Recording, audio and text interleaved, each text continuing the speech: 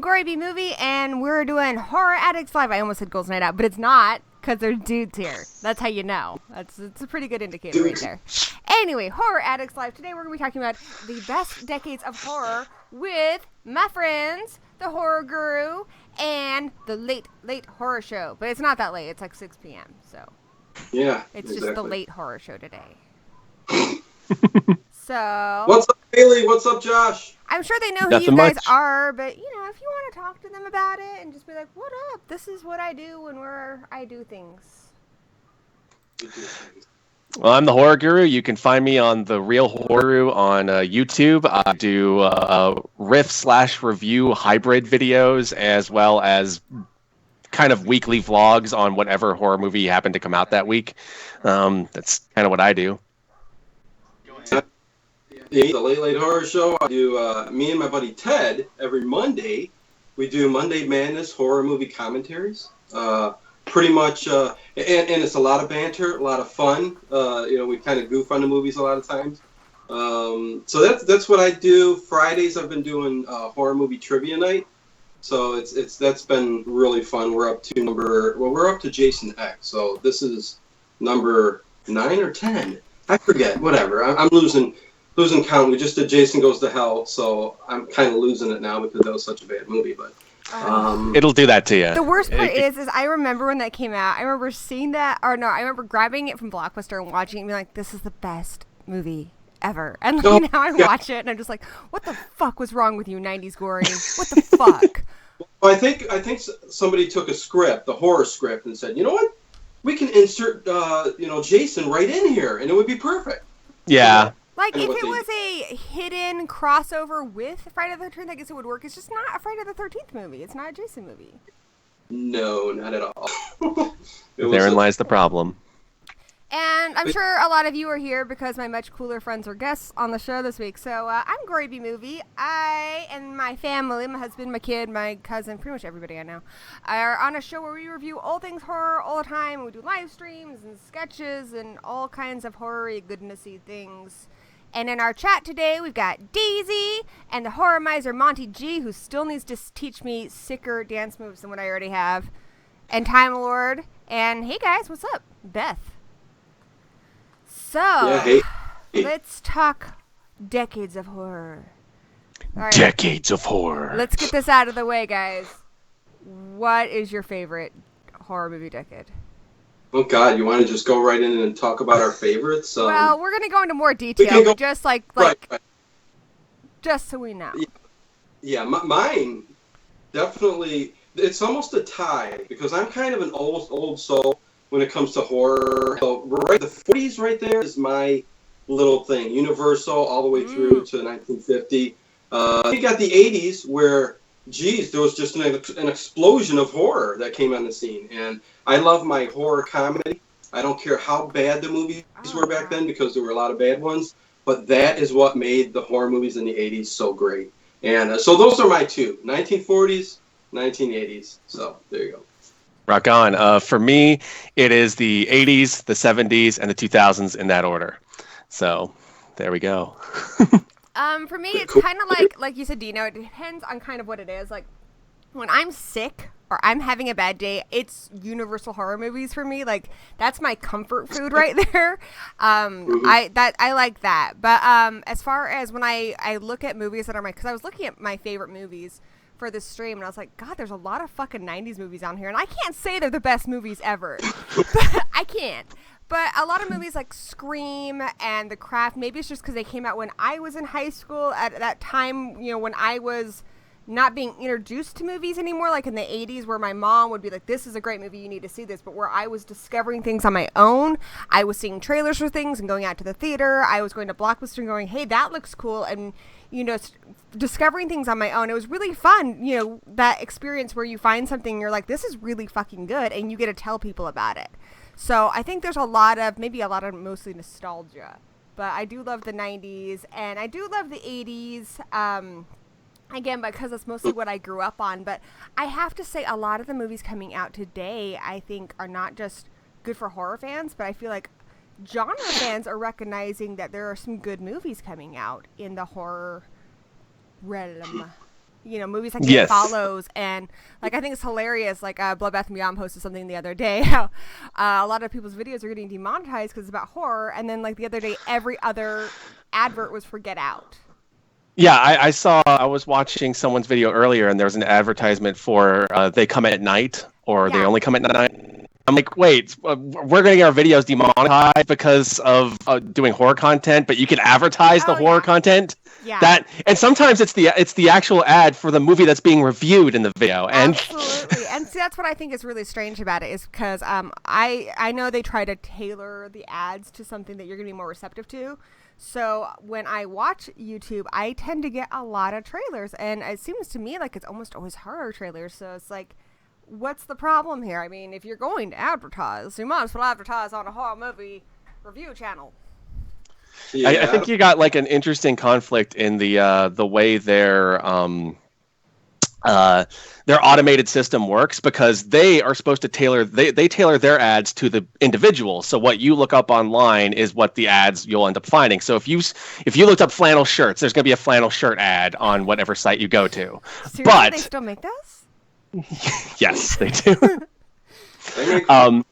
But the advertisers don't want their ads on certain types of content, so their automated system isn't built for that kind of adjustment. Mm-hmm. So that's kind of what we're dealing with right now.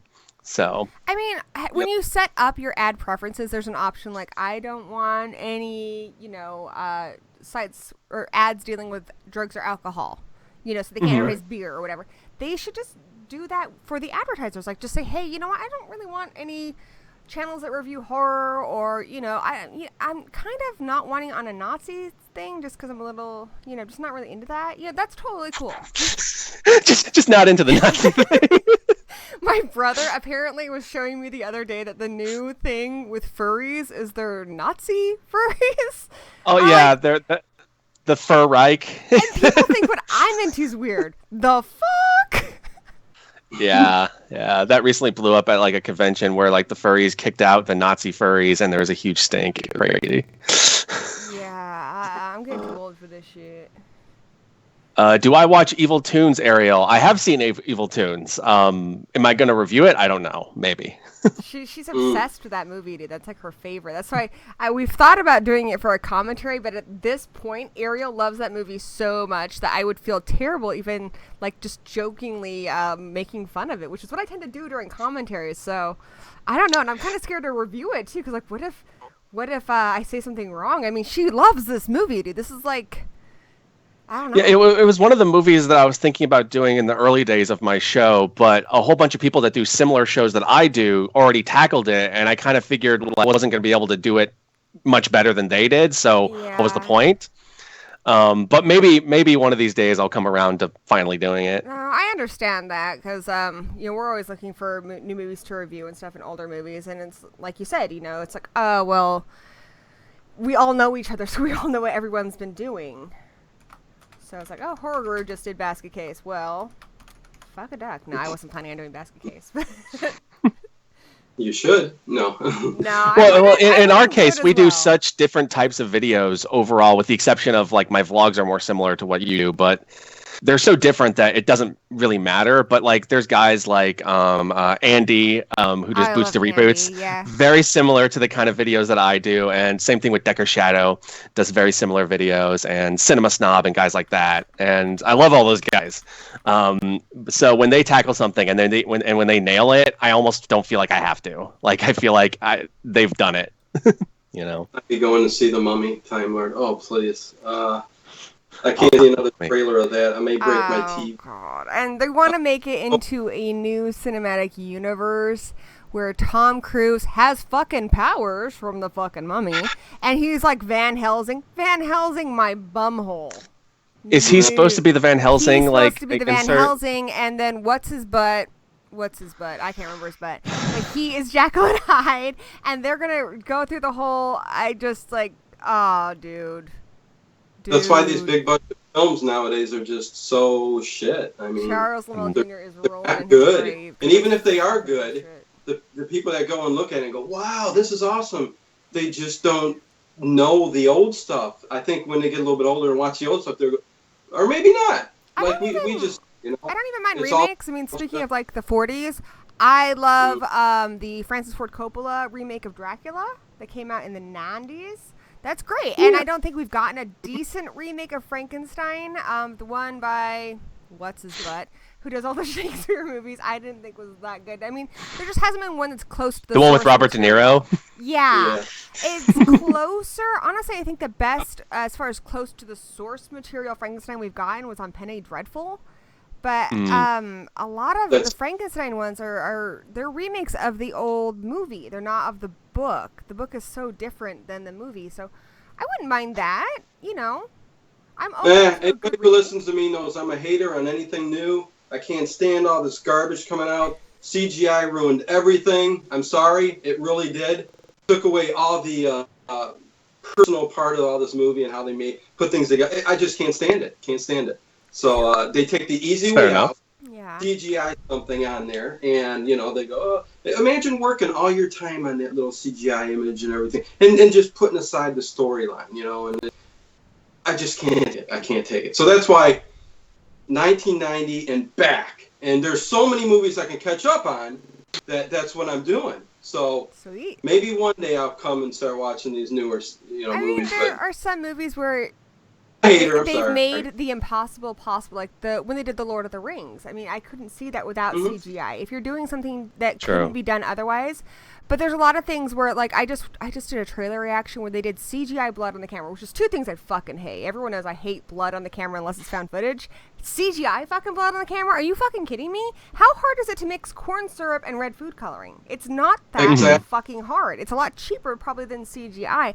That's just lazy. And I miss, like, the magic show we had back in the 70s and the 80s. You'd watch movies like The Prowler and you'd be like, how the fuck did they do that? Because you know there wasn't those kind of visual effects then. It was a magic show. Like, it was wanting to know how it was put together. And I do like that we're coming back to that a bit.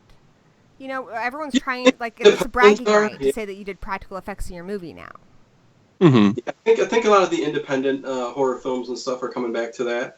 But it's so hard to navigate through that. I mean, back in the day, we used to have shelves full of VHS tapes and stuff like that. And nowadays, you don't get that. I mean, I look through Netflix and, you know, you get lost. You know, you don't know what's out there. Now they rely almost solely on word of mouth. Like, people like us that make content online telling people that it's good, you know? That's I want to, because Danny and I pride ourselves on watching every single fucking horror movie that comes out. Last year we watched 140 movies. We've already passed that with this year.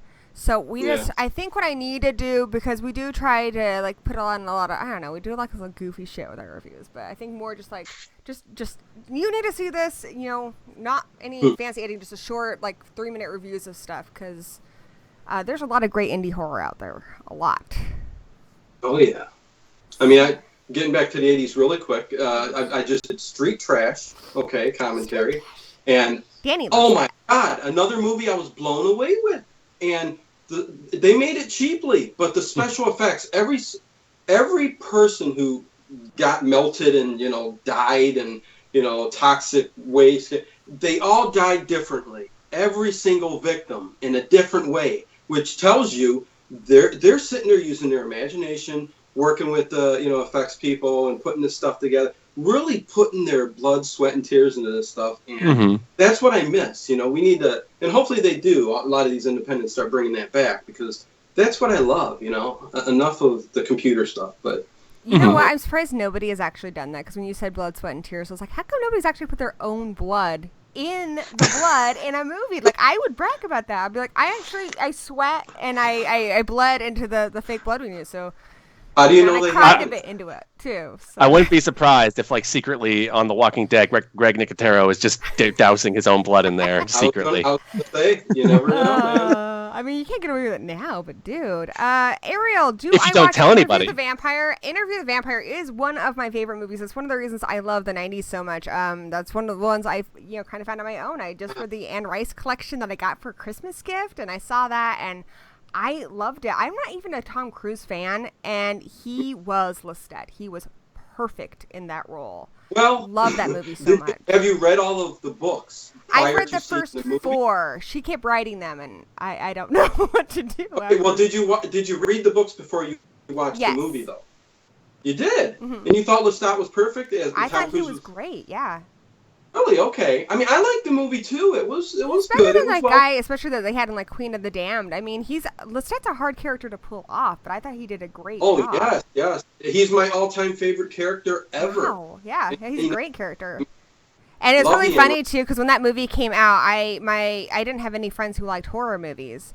And my best friend was a sci-fi geek, and she discovered Stargate, which is good. It was fine that I saw it one time. And she was like, let's go see Stargate again. I'm like, all right. You know what that means? We're going to go catch the next showing of Interview with the Vampire afterwards. So in total, at the theater, we saw Stargate and Interview with the Vampire 7 times. Nice. And she's like, really? Because they show a girl's hoo-ha in that. And I'm like, yeah, but there's James Spader in Stargate. And I just can't sit through another hour and a half of James Spader unless we're going to see him with the vampire afterwards. Right. Well, Anne Rice is set to reboot it. So she's going to make the whole series come back to... It's in the works right now. In movie form? Yes. I do remember reading something like that, yeah. Yes. They were going to finish the series back when the first one came out, and then they never ended up doing the Vampire Lestat, and then they ended up doing Queen of the Damned a few years later. The Vampire Lestat is one I want to see a movie form. That Queen of the Damned movie is barely Queen of the Damned, to be fair. Though, to be fair, the book, I hated that book. It was one of the few books when I fucking finished reading Queen of the Damned, I threw it against the fucking wall. Because there's a new character introduced like every half a page, and I'd be like, who the fuck is that? Also, everyone who wants to shit on the Twilight movies, and yeah, they're worth shitting on. If you're going to go shit on something, go ahead, go shit on a Twilight movie. But she did not invent sparkly fucking vampires. If you read Queen of the Damned, when they describe the very old vampires, she says their skin is like stone. I.e., if you took that out into the light, because that's why the Twilight vampires glitter. They're made of marble. If you took that into the light, they're going to fucking glitter. Anne Rice created sparkly vampires. She's the guy you got to blame. So, there you go. Well, I'll give you that. Okay, go ahead. That's fine. But they were stone, and she was making a point of how old they were. Well, and yeah, but that's the same thing with Twilight. They're stone. It's just hers didn't go out into the daylight. And you know what? Hey, Twilight is going to be somebody's favorite movie. So the books aren't bad. The books, honestly, I feel like the books get a lot of shit because the movie, a big part of it is Robert Pattinson. For a movie with that big of a budget, they should have gotten him a proper vocal coach because his line delivery is fucked up because he's trying to do an American accent. 2, a lot of the really dramatic scenes, like, where he's like, I'm a vampire. And, she's like, sit. Or, that crap, right? In the book, a lot of these scenes are a little more comical. Like, there's one scene where it's in the movie, it's in the middle. In the car, in the book, they're in a car, and they're more kind of bullshitting and joking about stuff. And so it's like taking things kind of out of context and stuff, because we've seen that cheesy, human girl falls in love with a vampire story before. I love Buffy, and Buffy did it. It's just the movies didn't portray it very well. So there you go. The books are not bad. No. And I couldn't finish Stephanie the first Meyer, one. And she's a doll. She's very sweet. Granted, I also read them when, God, how old was I? I don't know. I was in my 20s. It was a different time, guys. Things were crazy back then. I know. Hey, it's like you were saying. It's about what era you kind of grew up in, too. I mean, everybody's got their comfort films and the nostalgia of the period when you're a teenager. So, everybody's going to have different opinions on everything. Like I said, I hate anything new, but there's people out there who are going to love everything new and hate the old stuff, I was talking to a younger person about the Universals the other day, and he's like, it just seems outdated. And I'm like, well, that's the point, You go back and look at this stuff, it's black and white, the atmosphere, you can never remake that again. It's just, it is what it is. And, I love very true. Love that. That's why when we did our Universal commentaries, I did it in black and white. It was all black and white. So I made it feel like it was old too. So, that's how much I love it. So, yeah. Your favorite Anne Rice book, did you read Memnoch the Devil? I had not. The last one I read was the Body Snatcher one about Claudia. Okay. That's my favorite series. Okay, I haven't read that one. Tale of the Body Thief, yeah. The trouble is with Anne Rice, and that's part of the reason why I like Interview the Vampire better than the movie. I like the story. I don't like her writing style. I know her husband's a poet, and I think that influences her a lot, but she uses 50 words to say something that I feel a better writer could say in 5. Oh, I'm not really into it. Really? Okay. You know what? I have a paranormal show, and I talk about vampires and werewolves and all that stuff, too. So I do a lot of interviews. That's my other thing that I do other than this, and that's which I just got picked up in the UK, so that's really cool. But I was this close to, about a year ago, interviewing Anne Rice. She said yes. Wow. Her assistant got back to me, and she got shingles. So I have not heard back from him since. So kind of disappointed, but my dream was this close to coming true. Was able to talk to her, so that would have been awesome, man. But no kidding. Yeah, it was awesome. Wow. Yeah, because I do that paranormal thing. It's Paranormal Into the Night. I think I might have told you, but yeah, I've interviewed people on demonology, Bigfoot, aliens. I got where are you in the country? What's that? Where are you in the country? I'm on Lake Erie. I'm in Cleveland, Ohio. Ohio? Oh, yeah. So I live in Washington State. So I know. If you've never been here, you need to check it out. Because, like, we have got so much fucking Bigfoot shit. Like, you could actually see a Bigfoot monument where Harry and the Hendersons was filmed. And there's, like, a lot of people here who truly do believe in Bigfoot. So if you're into cryptology and that kind of thing, like, Washington State's a great place to come to. Not to bring up the paranormal, but we'll get right back to here again. So, yeah, it's, it's cool. Yeah. And, yeah, in the chat, you guys, Demon Knight is another one from the 90s. That was fucking awesome. Demon Knight is really fun. I like Demon Knight. I love that movie. All you gotta do is go on Wikipedia and get the list of 80s movies, and they'll put them, the year, every movie that was ever made. Just go through the list and see if you can find, the next one, the next one, the next one. There's so many that you can, it'll take years for you to watch them. So that's kind of what I'm doing right now, and that's how I'm coming across these classics. Shudder, they've got a great collection of classics. Oh, yeah. I've seen Shudder, yeah. So, I stream on Facebook a lot too. No, so. Oh, yeah, okay. Or is that something different? Shudder is a streaming service of just horror. Okay. And it's only like $4 a month, but they've got a great collection of classics, and I usually pride myself on seeing a lot of obscure movies, and then I will find something on there that I've never seen before, and I'll end up loving. So, like, I just saw Bloody Birthday, and we did that in a commentary a while ago. I'm like, how the fuck have I not seen this movie? It was great. It was really good. Which one? Bloody Birthday? Oh, yeah, for your birthday, the stream did. Yeah, I'd never seen that before. It's about time. I want to try to, because one that I guess Danny hasn't seen, I was telling you about it on Twitter, but a movie I really love from the 80s is Uninvited, about the mutant cat that pukes up a new body when it's oh yeah, and it attacks people on a boat. So we have a movie commentary on Monday with our buddies, the Grave Plot podcast. So I'm gonna try and find that one for that, because seriously, that's the best.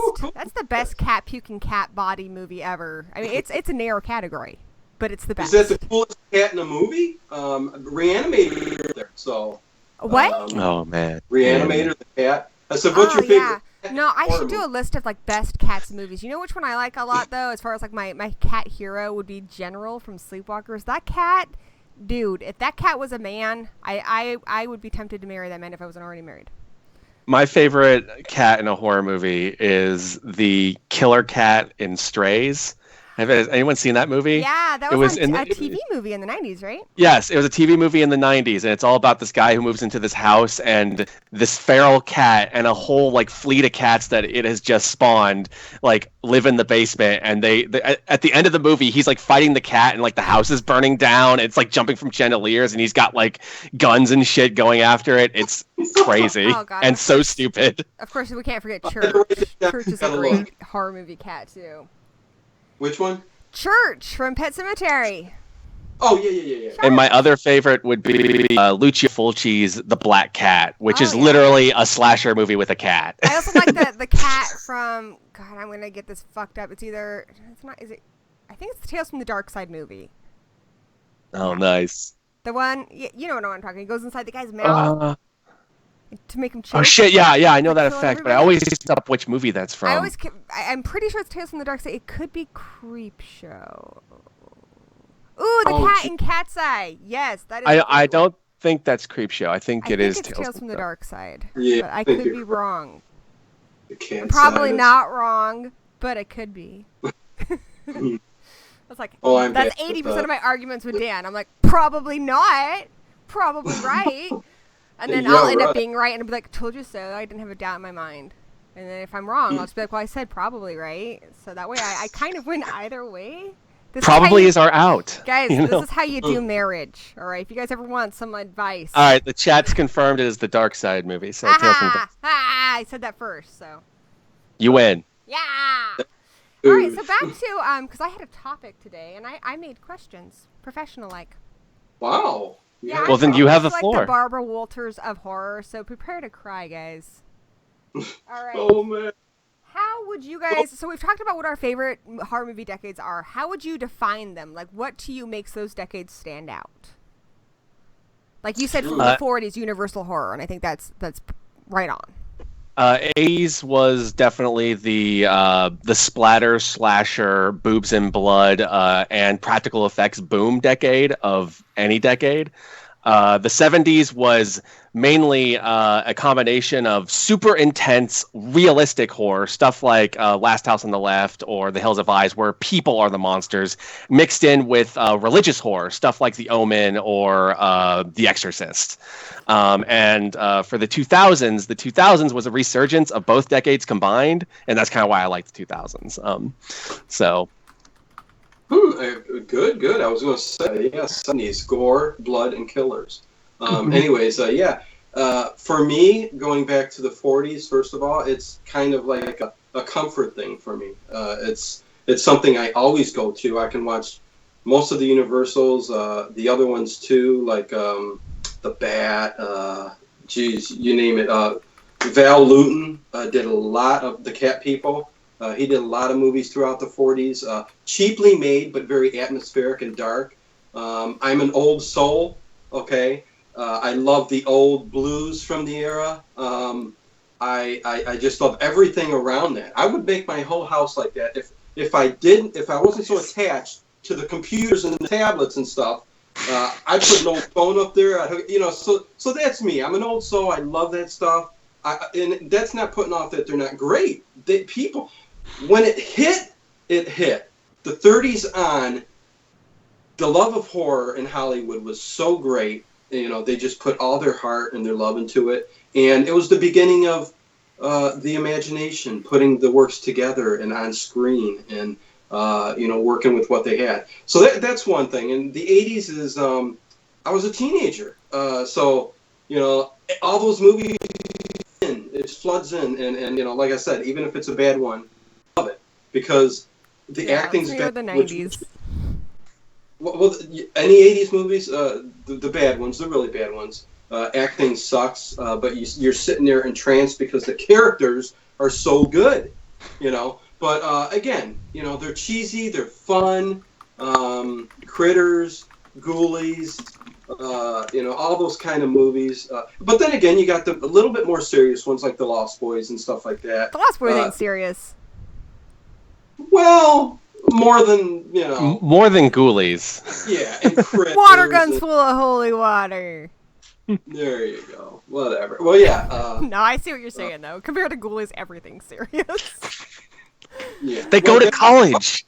And that's Matthew Lillard's first movie. I just watched a lot of his movies because I met him a while ago. I'm like, what? Matthew Lillard.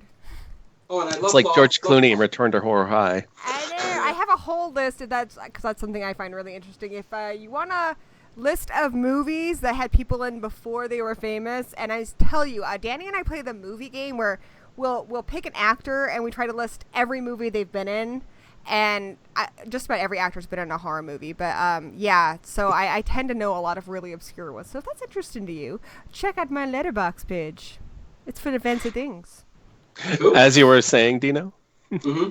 Oh, no, yeah, just, that's it. I mean, I can go through just about every decade and tell you, but those are my two, and that's what I love about those, so, yeah. How about Define the 90s. the Define gays? the 90s.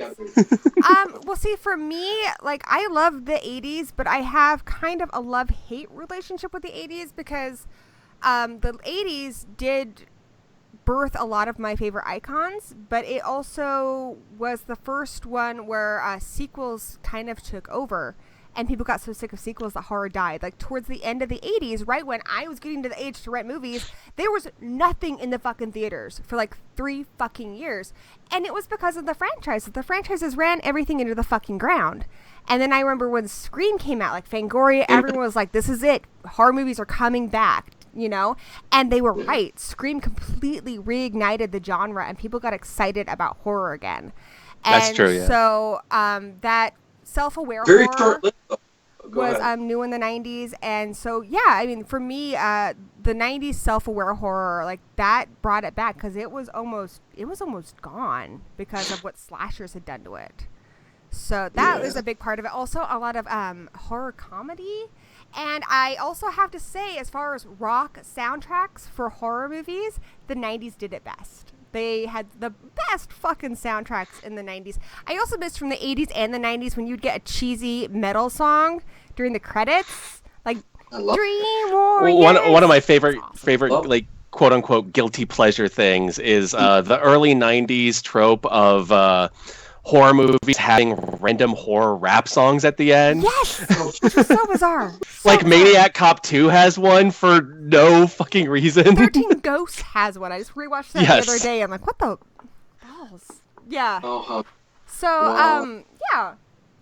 I love the cheesy 80s heavy metal songs that were in those movies. Dream Warriors. Yeah, it was great, man. Or they always had the band in the background, playing, I Yep. love a lot of the modern horror we're seeing today. I mean, I do think there are a lot of great horror movies. I get very frustrated when people say that, horror is the same thing every time and they're running out of ideas, because I always see new things where it just blows my mind away. I mean, I just saw Get Out recently, and that blew my mind away. I mean, yes, it's similar to things I've seen like Stepford Wives, but it was very unique and it was very well told. It follows. There's a lot of great things that I feel are breaking the mold. What scares me is the reboots and the remakes. While some of them are very good, there are so many of them that I'm worried we're going to see what happened at the end of the 80s, where it's going to run it into the ground, and then the mainstream audiences are going to be right. People are going to get sick of horror, and then we're going to have another like dead period where there's nothing new out. If anything kills horror again, that's what it's going to be, unfortunately. Well, the remake train of horror has kind of slowed down in the last few years. It happens. Like we got Evil Dead and Poltergeist recently, but outside of those two, it's really slowed down compared to like the mid 2000s, where it was like every week was a new remake. But did you look at this year? This year, almost all the big releases are remakes.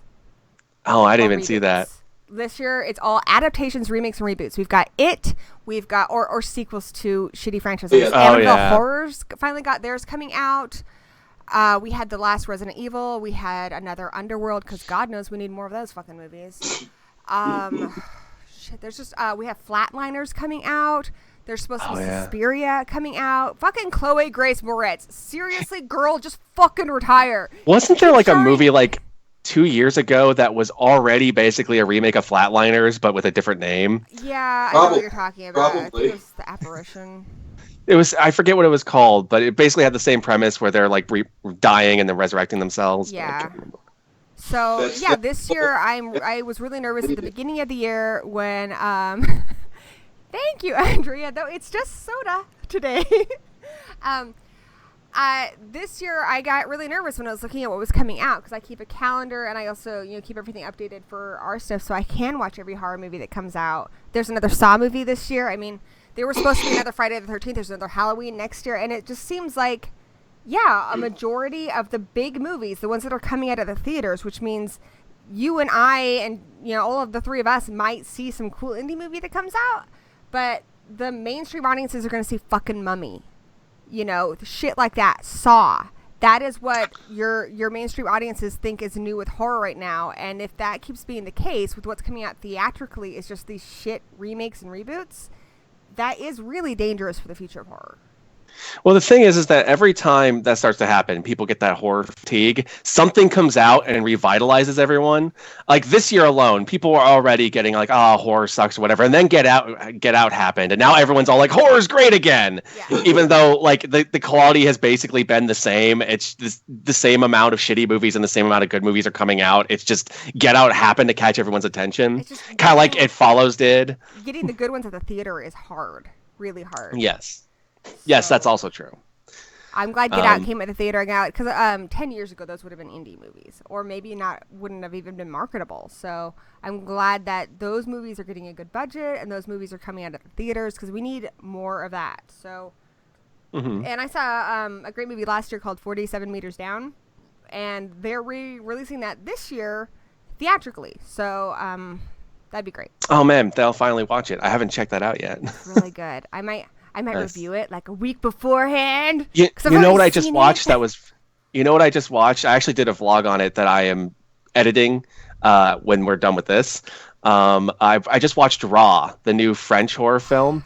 It's really good. Is it good? I know. Yeah. I saw it on a Voodoo. Coming of age tale of being a young cannibal. That's where you've been a lot of your good movies is overseas. So that's also true.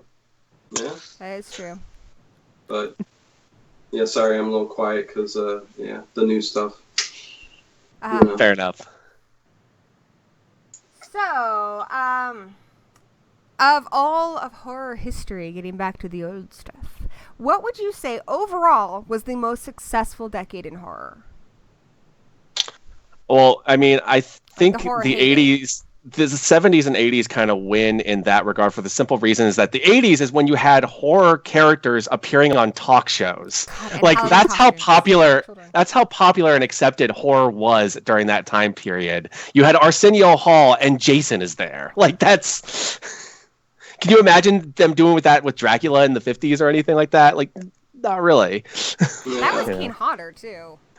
Yeah, I mean, recently you've had stuff like Chucky in wrestling, but like wrestling versus talk shows is, in terms of mainstream seeability or whatever you want to call it, there's a bar there, you know. Yeah, that'd be interesting. I'd really like to. I mean, because even nowadays they get the right movie out, they could, because they're all putting every movie overseas and stuff like that. They could really make a bundle just from one movie alone, whereas you had to put out several, during the decades and years past. So, because Universal, I mean, they've been selling those movies forever, but during that decade itself, the 40s, there was a gigantic boom in Hollywood. So, I wonder how the numbers would go down. That's actually a good point. Like, what would the numbers actually be? Yeah. I mean, like the 70s, you had people lining up around the block for various horror movies when they came out. Like that happened to The Exorcist, that happened with Alien. So like back then, they always did that marketing ploy of like people passed out in the theater, or here's a puke bag to see Last House on the Left. Pretty clever. What they were doing in the 70s is they were combining what William Castle was doing with what Alfred Hitchcock did, and they kind of found this weird middle ground with their marketing campaigns, and it kind of works. And we still kind of see shades of it today, because every single year there is a movie that premieres at a festival that causes people to faint or puke or walk out in protest, and every horror blog is always talking about it, and it happens every year. There's always a movie. Last year it was Raw, and who knows what it'll be this year. And so, like, we still see shades of that kind of marketing technique to this day. So, I don't know. For me, I gotta say 70s and 80s, but I could be wrong. No, I really do think you're right, because even Star Wars came out late 70s, and the lines were just around, and the movie theaters just became a really big thing, and everybody, get your friends and go out, to where back, but prior to that, people were watching more TV maybe, and so yeah, it's just I think that's when it kind of upsurged on going out and seeing a movie and paying for it, whereas waiting for it to come on TV a year or two down the road, so yeah. Absolutely. I think, as far as, right now I think, like I said, some horror movies are getting a lot of acclaim. But I do think in the 30s and the 40s, horror movies got a lot of acclaim too. Everybody, it didn't matter if you were a horror fan or not, everybody saw Dracula. Dracula was a This is big true. deal. Everybody saw that movie. And there's a reason why movies that came out way back then are still popular today.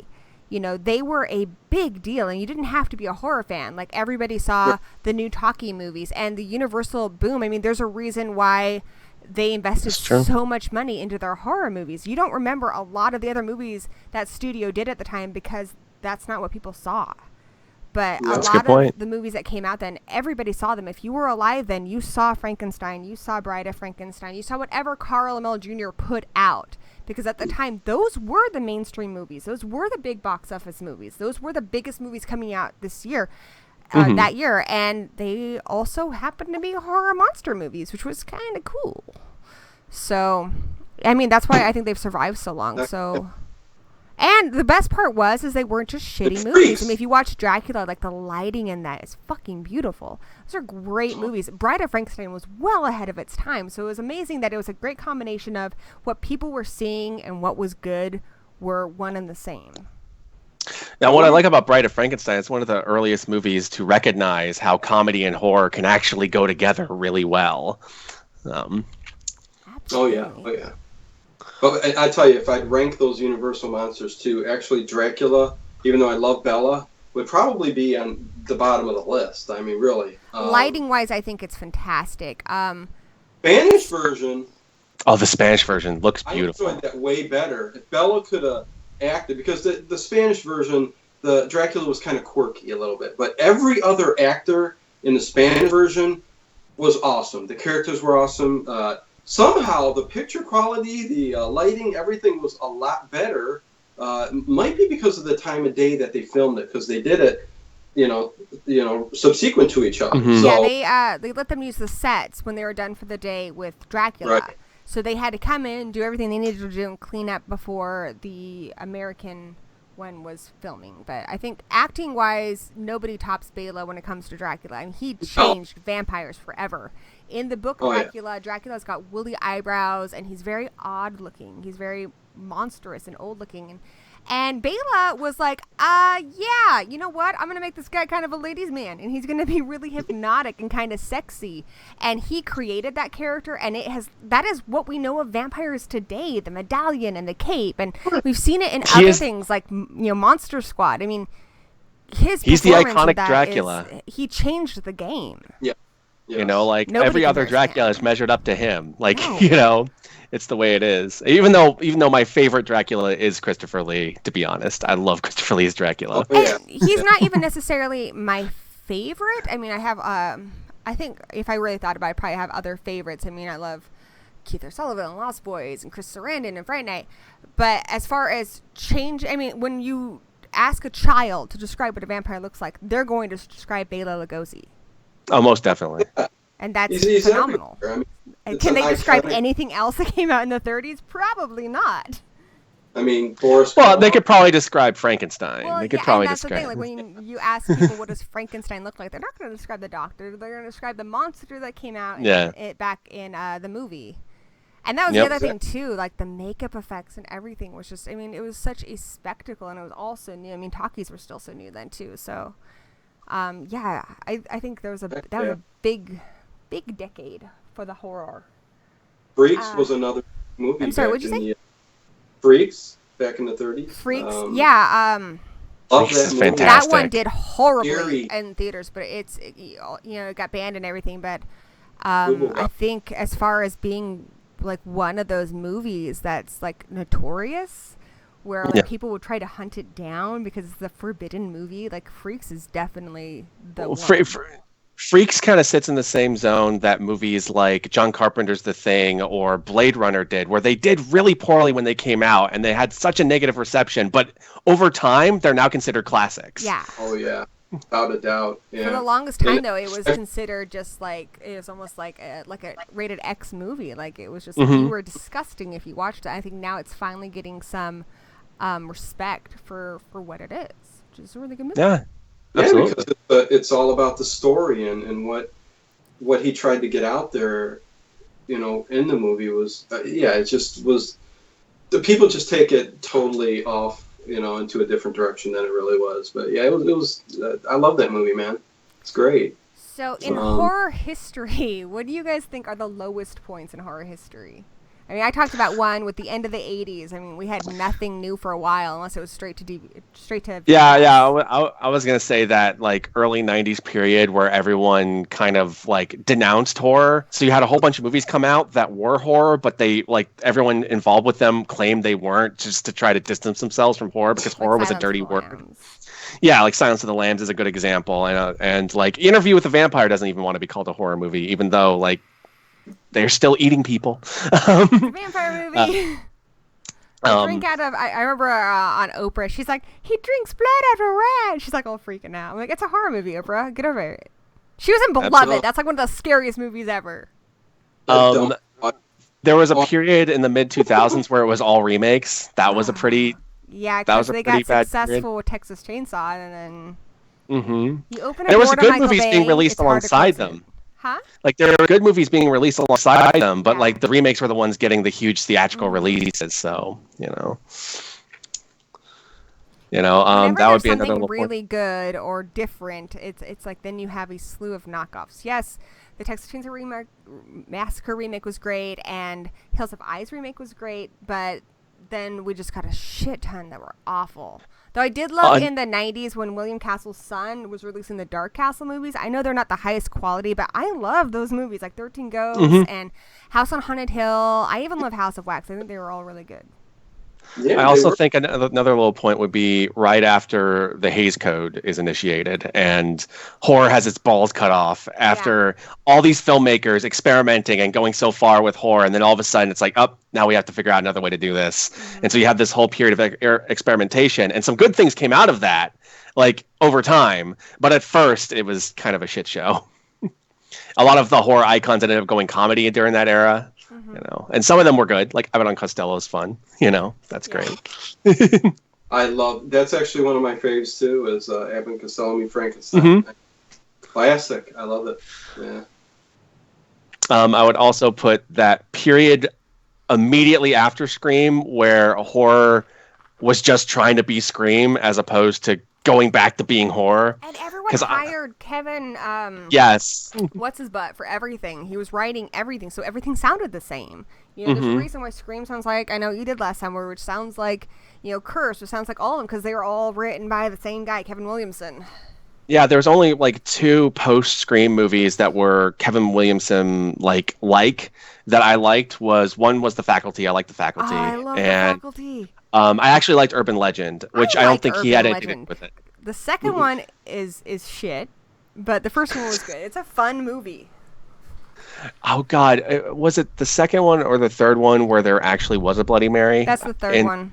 That's the third one, and the second one was the one with the filmmaker in film school. Oh, shit! It's called Final Cut. Oh, yeah, Final Cut. Yes. Yeah. It's awful. But it did have a lot of, if you like before they were stars type movies, it had the gal from Once Upon a Time and House and God, I don't know, had a lot of people in it before they were famous. That's the thing that ends up happening to me all the time because I watch so much horror. Like someone gets really famous and I'm like, wait, I know that person. And then I'll go back. I'm like, I saw them in this movie like 4 years ago. Yeah. That happened to me with Michael Fassbender because Michael Fassbender gets really big because of the X-Men movies. I'm like, wait, he's that guy from Eden Lake. What do you think, Dina? What do you think was the lowest points of horror?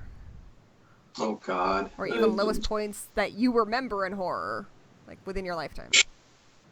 Just, like you guys said. I mean, 2009 kind of is just, I just got, disappointed in everything.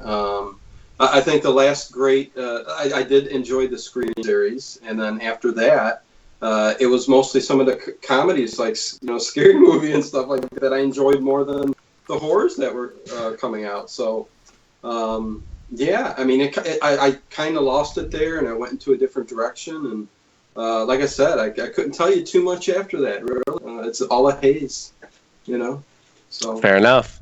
Yeah. Makes sense. And highest points in horror history. A little different than what I said earlier about successful. That, like, obviously, a big moment was when Halloween came out. I mean, Halloween is what inspired Friday the 13th, which I think, yes, Black Christmas came out before then. Yes, Peeping Tom came out before then. But I think if it weren't for Halloween, we would have never gotten our slasher craze. Halloween is why I felt really lit the fire on that. That's a big moment in horror history. I feel like with the best moments in horror history, they can be like attached to individual releases. Stuff like Halloween being released, stuff like The Exorcist being released, Psycho, the Universal monster movies, stuff like the release of Scream, stuff like Get Out earlier this year. Those are all the high points. The Blair Witch Project, the success of that, those are really the high marks. Though right now we're kind of in an interesting age right now where we're having this weird renaissance of horror on TV for the first time in a while. Because for the longest time, like people were like, "Oh, you can't put zombies on TV," and now the most famous show ever is a zombie show. Like it's crazy. Supernatural, God, it's going into the 13th season. That's a long ass running show, and it's a horror show. Yeah, it is a horror show, though it has more evolved into more of a fantasy show over time. But it's next still. Year they're getting a Scooby-Doo episode. Yes. That's gonna be awesome. Zoinks! Scooby-Doo has done a lot for horror too, as far as whenever that came out. Because I mean, Scooby-Doo won't die. My son has been a Scooby-Doo fan. It was the first movie he sat through all the way through when he was about 2 months old. Still to this day, Scooby-Doo obsessed. That's what he watches. He watches Scooby-Doo almost every fucking day. He's seen all of them. And that's another reason why I consider that 70s, 80s period such a high point for horror, because during that period of time, there was a lot of children's horror entertainment. Like, there wasn't before that, and there wasn't for a brief period after that. There's this brief period of time where you had movies like Gremlins that are geared towards kids, and you had TV shows like. But they were genuinely scary too. I mean, Gremlins scared the shit out of a lot of kids, which was cool. Absolutely. Not like the ones today where they're very safe. Yes. They really need to do a real, not comedy, but a Scooby-Doo live-action movie, but seriously. I'm really excited to tell you guys something. So that's one of my wish list things for a long time, because obviously my son got his Scooby-Doo love from me, because it's just my son loves a good mystery, and he also loves a little bit of something dark, but he's not like a gore hound. Yeah. So, he loves the mystery, and I love that. And I've always wanted an adult Scooby-Doo. They tried to do that with Sunday Morning Massacre, and it was not good, sadly. But, guys, in July, there's a book coming out. God, I can't remember the author's name, but it's called Meddling Kids. I have not been this excited about a fucking book in forever. But this book is about basically the Scooby Gang. You got 2 girls, 2 guys. They were best friends in high school. They have a dog, just like Scooby, and they solved crimes and stuff together. They hunted ghosts, and then finally something happened that was so fucking horrible, horrible, that they weren't able to solve it, and they went their separate ways. Well, it's back, and they need to get together again to stop it. And they're adults now, and they still have the dog, and I cannot wait to read this book. Meddling Kids, July 1st, guys. It'd be great to adapt that to the screen, in a kind of a serious way. But I don't think you'll get that, because they a lot of books are adapted to movies, so you never know. I mean, if it does well, I know a lot of big people who are into reading are looking forward to this. Well, what you need someone who's gonna adapt this stuff who respects children's intelligence, because that's kind of how I feel like the Scooby-Doo movie that they made beforehand, the one that James Gunn did a draft for, but they didn't end up going with his draft. That movie doesn't really respect kids' intelligence at all, not in the way that a movie like The Goonies or Gremlins does, I mean, it's okay. So it's a lot in league with more of what's new Scooby-Doo. I mean, it there's so much different Scooby-Doo that it does kind of tie into some of them as far as the humor and stuff. But there's been so much different Scooby-Doo. I mean, Mystery Incorporated was a beast in itself. That's a completely different. I'm personally not a big fan of Mystery Incorporated, because I don't understand why everybody has to hook Velma and Shaggy up. That was weird, and the dog talked too much. I have issues. But I'm weird that my favorite, and it'd make an interesting adult film. Be Cool Scooby-Doo right now is just random ridiculousness, and it's so fucking funny. But yeah, I would love an actual made for adults, not made for children. So that would be cool. I mean, this sounds a lot like this. The book sounds a lot like kind of like the second half of It, where they come together as an adult, so they're going to stop It, but it's the Scooby Gang. So Can I say that I'm actually really glad that they're separating that into two movies, because I've always really loved the kid's story and kind of been bored by the adult story. So separating it into two movies makes it way easier for me. No, I agree with you. The kids' part is way better. And from what I hear, if this bombs, they may not even make the adult part of the movie. So we'll have to see. Everybody in the community, though, and I mean just other moviegoers, seem really excited to see this movie. And when it comes to whether they're going to make it, it comes down to the money. And that's if you see it, not if you like it. So even if people don't necessarily like it, if people go to see it at the theater and it makes that money, it's going to be okay. More so than any other horror movie. It is the most I've seen. It's the movie that has the most normie buzz from people I know. Yeah, you know? I don't know why that is either. It's just... I think it's clowns. It's clowns, you know? Everyone's scared of clowns, you know? That's the worst thing about this movie. I can't get past clown. I really can't. Some kind of cotton candy formed little... It looks just very odd to me. I mean... His hair's weird. It is weird. It's very weird. I'm more concerned about some of the CGI aspects. Like, even in the trailer, I saw some things like there's a part where he's popping out of the water and he doesn't have a reflection. Like, is that intentional or are they fucking up their CGI? Like, what's going on here?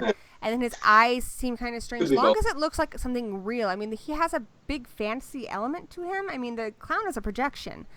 Yes, but it also should look like something that can touch you, that can hurt you. And if it looks like a CGI mess, it's not going to be scary because CGI can hurt me. Well, I'm really worried that they're going to end up, if they end up doing the spider, like making this really awful CGI looking thing. The spider was a mistake to begin with, all right? I just, at this point, they could have a spider on a fucking stick and they're still not going to fuck it up any more than Stephen King did when he wrote it. Even more than that, like, what really annoys me about that movie so far is that, like, the kids seem perfect. Like, I love the kids. Yeah. But the clown looks like he's trying too hard to be creepy. Yeah. See, that's the problem with it. Hey, Danny's in the chat. Everyone say hi to my husband. He's great. Yo, Danny. Hey, what's up? The problem with Pennywise in the new movie is Pennywise is a clown in the 80s. He's supposed to lure you in. He's supposed to be fun times and happiness. Like Supernatural had a great job. I don't buy anyone would go up and talk to him. Exactly, because he looks creepy. Children have a great intuitive sense of evil. And this guy's trying to be creepy. Any child would see there's something wrong with that, and they wouldn't approach it. And the idea of Pennywise, because this creature can take any form, was it was meant to lure children in, like a fucking ice cream man. Supernatural did a great job of that, where the children see this clown, and they want it to be their friend, and at one point, one of them invites it into the house, and it's in the parents' bedroom, and they're like, oh, fuck! You know, I mean, but that's the point, and... it's supposed to be something that children would find attractive, and I don't see how any child, like Guru said, would find this character to be pleasing or fun. He looks scary. 100%, and I think that's the flaw. And those are the little things that I see in the newer things and the remakes and stuff like that just upset me a little bit. Not that I, totally off a movie over something stupid like that, but yeah, I mean, it's kind of an important thing, you got to be a nice, cute, funny-looking clown to bring it. Yeah, and I didn't see any of that in the trailer. And I doubt I'm going to smile much in the new movie. I really that's what I'm also worried about. Like based on the trailer, it seems like he's a silent monster right now. So I'm hoping he's not, because, I mean, part of Pennywise is that he talks a lot, He's got to whisper to the children. He's got to talk to them. Oh, boy. But it looks like what they did to him is what they did to the Annabelle doll when they adapted the Annabelle doll, and instead of a Raggedy Ann doll, they made it this like uber creepy thing that no kid would buy. The real one is just a very large Raggedy Ann doll. It looks hard. And the funny thing is, I look at the Raggedy Ann doll and I go like, that creeps me out more than the actual Annabelle doll in the movie. Just that old doll. Yeah. Well, there's something that looks. I mean, that's, I think, the basis of like the fear of like clowns and dolls and stuff. Is it's something that's supposed to be completely harmless that you would invite into your home that could in turn on you. Something that you're supposed to trust and invite into bed with you. Like your glowworms. And do kids have glowworms anymore? Teddy bears. Things like that kind of thing. It's like the clown in the original Poltergeist that kid has. Like, that just looks like an unassuming, cute clown. And then when it actually becomes menacing, it's more effective that way. But if they had made that clown look super fucking scary sitting in the corner of the room the whole time, it wouldn't have had the same effect, Oh, yeah. And what's the deal with dolls? Why does that creep people out? I think it's the kind of like emotionless little... I mean, because they look so human-like, but they're not alive. Yeah, it's a mix of the uncanny valley with the fact that they are lifeless, but they are meant to resemble life. Yeah. Right, So. right. I mean, because it looks like something that that could at any moment. I mean, I'm not afraid of dolls, but I mean, I have been creeped out, and I think it's like you look at it and you think it could blink or something at any moment. Ever looked like an old like portrait of someone and like stare into its eyes, thinking it's gonna blink at you at any moment? Like it's creepy. Oh, Yeah, or especially like the porcelain ones with like the glass eyes, and you can move about the room, and it almost looks like it's following you. Yes. About it. Well, and also, I think something else creepy being a mother is when you hear children talking to their dolls in the other room. Like, that is so so creepy, because you wonder, like, are they really talking to them, or are they just playing pretend? Like, it's creepy. You walk around the corner, the kid's sitting there with just the doll talking to no one. You're like, Like, Child's Play did a great job of that. Like, there's points where she's, like, listening in on Andy talking to Chucky, and you're just like, oh.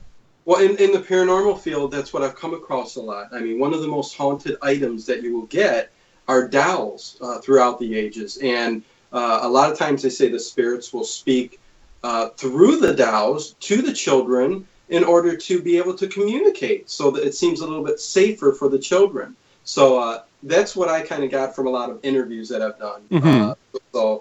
Yeah, dolls are probably back in the day, your really expensive porcelain dolls, a lot of times, like if you had a child pass away, they would make it with like the child's hair inside that, or actually even when they were alive. I mean, you could have a special doll made for your daughter, and they would put her hair into it. So creepy. But it's even like I know when Kurt Cobain died, I heard she put some of his ashes in a teddy bear. Like, people still kind of do that stuff. It's creepy. Oh yeah. I save all my kids' teeth when they fall out. They're in a little jar. So my son, sorry, I'm totally going off topic, but he doesn't believe in the tooth fairy anymore. I got that going for a long time, though. He was like 10 before he figured that out. But now he's great. Like, he just lost a tooth the other day, and he's like, "You want to buy this for me, Mom? Like, people buy babies' teeth on the black market, right? You want to buy it? Like, what's it worth to you?" I'm like, "I'll give you $5 for that baby tooth." Baby teeth on eBay. I bet you. I'm not selling his baby teeth. I'm not that messed up, but I like to save them. I mean, I don't know if that's messed up, but I do like to save them. Okay, it's kind of messed up when you say it out loud, but I do save my kids' baby teeth. I save everything. Yeah, it's kind of crazy, but he got like his first armpit hair like a year ago. I was like, we need to save that. It was a big moment. We gave him like a Sierra, his first armpit hair. Oh, really? Like, you know, girls in Mexico, they get like a special ceremony when they get their period. Well, I feel like he should get a ceremony because now he's a man. He's got armpit hair. So we made There's something to that. Yeah, we made him his favorite dinner, and he was really excited. I mean, because my son and I have very open communication relationships. So he's like, "Mom, I've got armpit hair." So I'm like, "Dude, that is so cool. We're having a party." So it was cool. Yeah. You are a man. Yeah. Come on. You are a man. Yeah. That was a Seinfeld episode where the kid kissed Elaine, it's Jewish, whatever going on, and he, gets this thing. And he says, "Yeah, I'm a man," because he kissed her and stuff like that. But yeah, my daughter, she's 12, and she's into the Universal, the old black and white board. Oh, nice. And because she's watched them with me, and she got makes sense. This is cool, When I was growing up, my grandmother had 13 kids. I'm the oldest of 7. The whole family would gather around, watch these movies. I'm 6. Jason's throwing the bodies through the front glass, and I'm sitting there going, I mean, it didn't scare me because I never ran away, but I think somehow it sits in the back of my head and it doesn't really bother me because I mean, like with your daughter, my mom introduced me. She started me on like Incredible Shrinking Man and The Fly and The Bad Seed, and those are the movies that I've been introducing my son to. Like, it's so cool when you show your kids Psycho and they don't know the ending. Like, it's awesome. Oh, nice. Things like that where there's like a big twist and there's a mystery. Like, he really responds to a lot of those older movies. Like, he just saw The Fly recently too, and I don't know, he just loves it. That's what's good about the old ones. You can really introduce your kids to them, without the great ones for introducing your kids to horror. Let me ask you guys this too. What do you guys think of this whole like torture porn type movies and the Saw kind of things? I mean, you guys dig that kind of stuff? Or? I like Saw. I mean, I remember when I saw I saw it in the theater, and like normally when I leave the theater seeing a movie I really like, I'm just like gibber gibber gibber gibber, and I'm talking like a mile a minute, and I just did not say a damn thing. I was so like just shocked just because the story. I mean, the story was just so powerful. Like, I didn't talk until we went out, got a piece of pie afterwards, and was just like, holy fuck, that was a fucking movie. Like, it was good. The sequel's not so much, but it did blow me away. I love Hostel too. I think that's a great one. I mean, it's scary in a different way than a lot of other movies, but it does scare you in a very physical way. It makes you, I don't know. It's just the thing about Saw 2 was it seemed like something that could happen to anybody. It's like, if you're not appreciating your life enough, this guy could come after you, and that was really creepy. What they excel at is that, like, normally what a horror movie goes for is it wants to scare you, you know, it wants to frighten you. But what those movies go for is flat out horrifying you with what's happening on screen.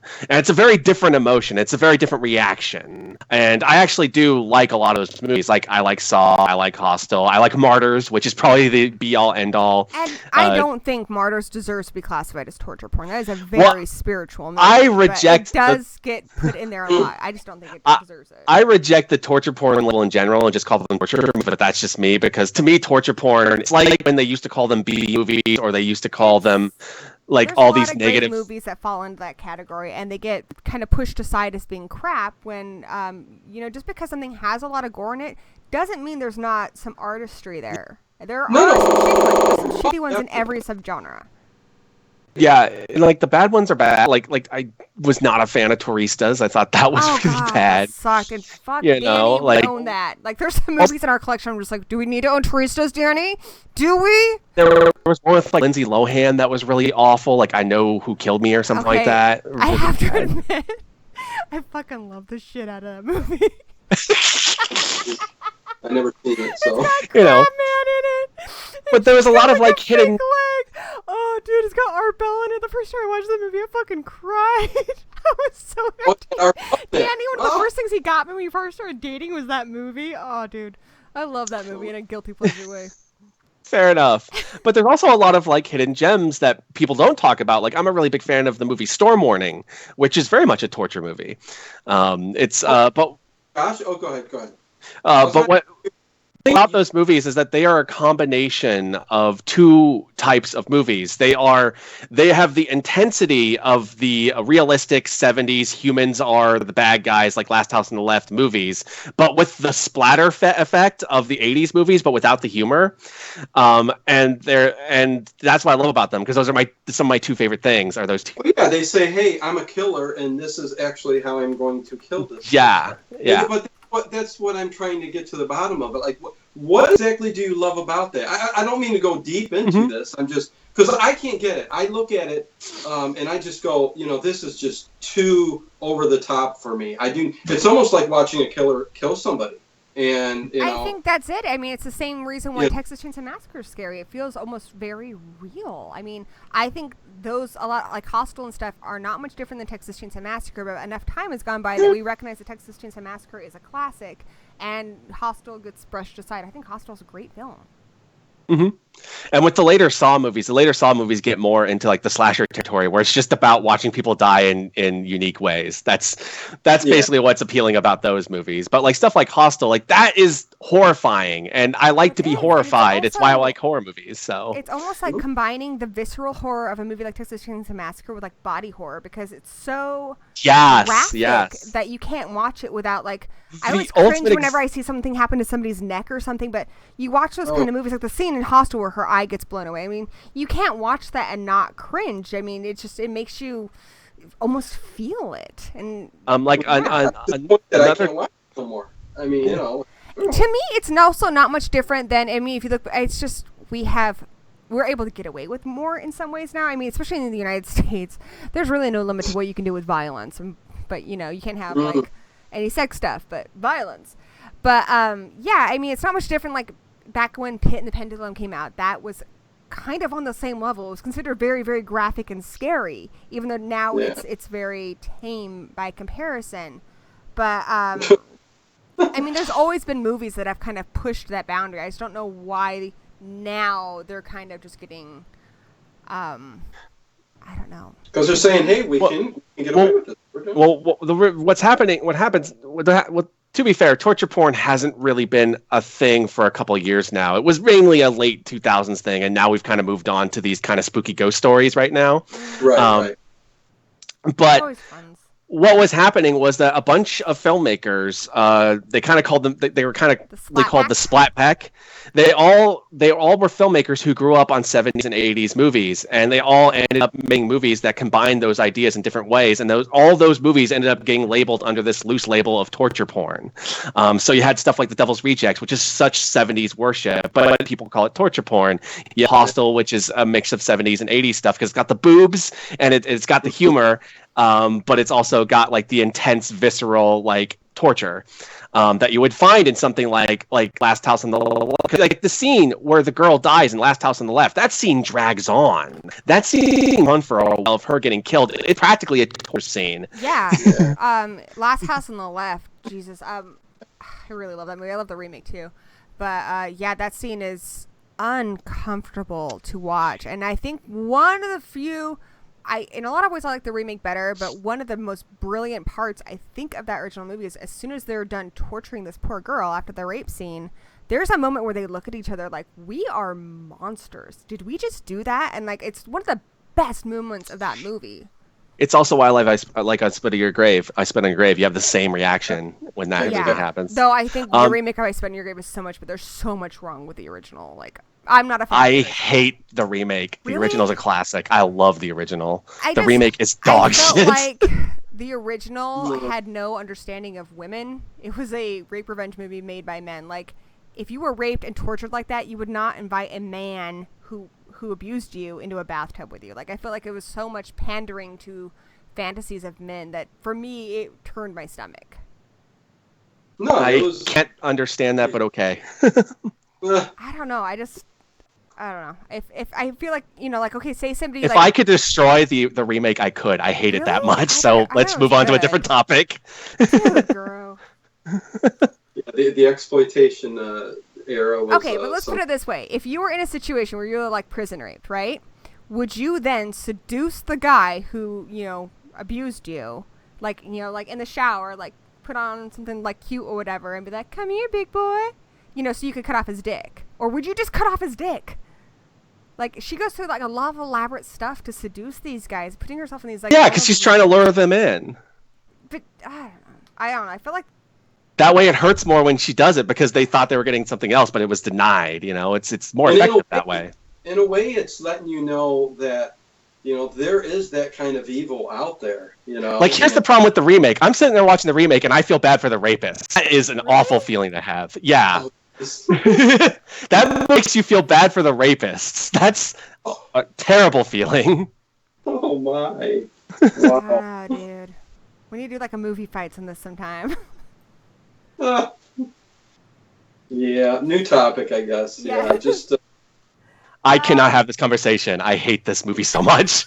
That's nuts, because usually you and I are pretty close in our opinions. But fair enough. Okay, so let's talk about our favorite horror films by decade. Oh. Like, if you were to pick, like, 2 or 3 horror films by decade, what would they be? Probably going to be a lot of the same ones. For the 70s, it would be Halloween. 80s, Videodrome. 90s, either Candyman or From Dusk Till Dawn. 2000s would be Hostel or Devil's Rejects. Let's see, going back before that, 60s would be Gojira. I love Gojira. Gojira's great. God, what would be my favorite 50s horror movie? I'd have to really think about that off the top of my head.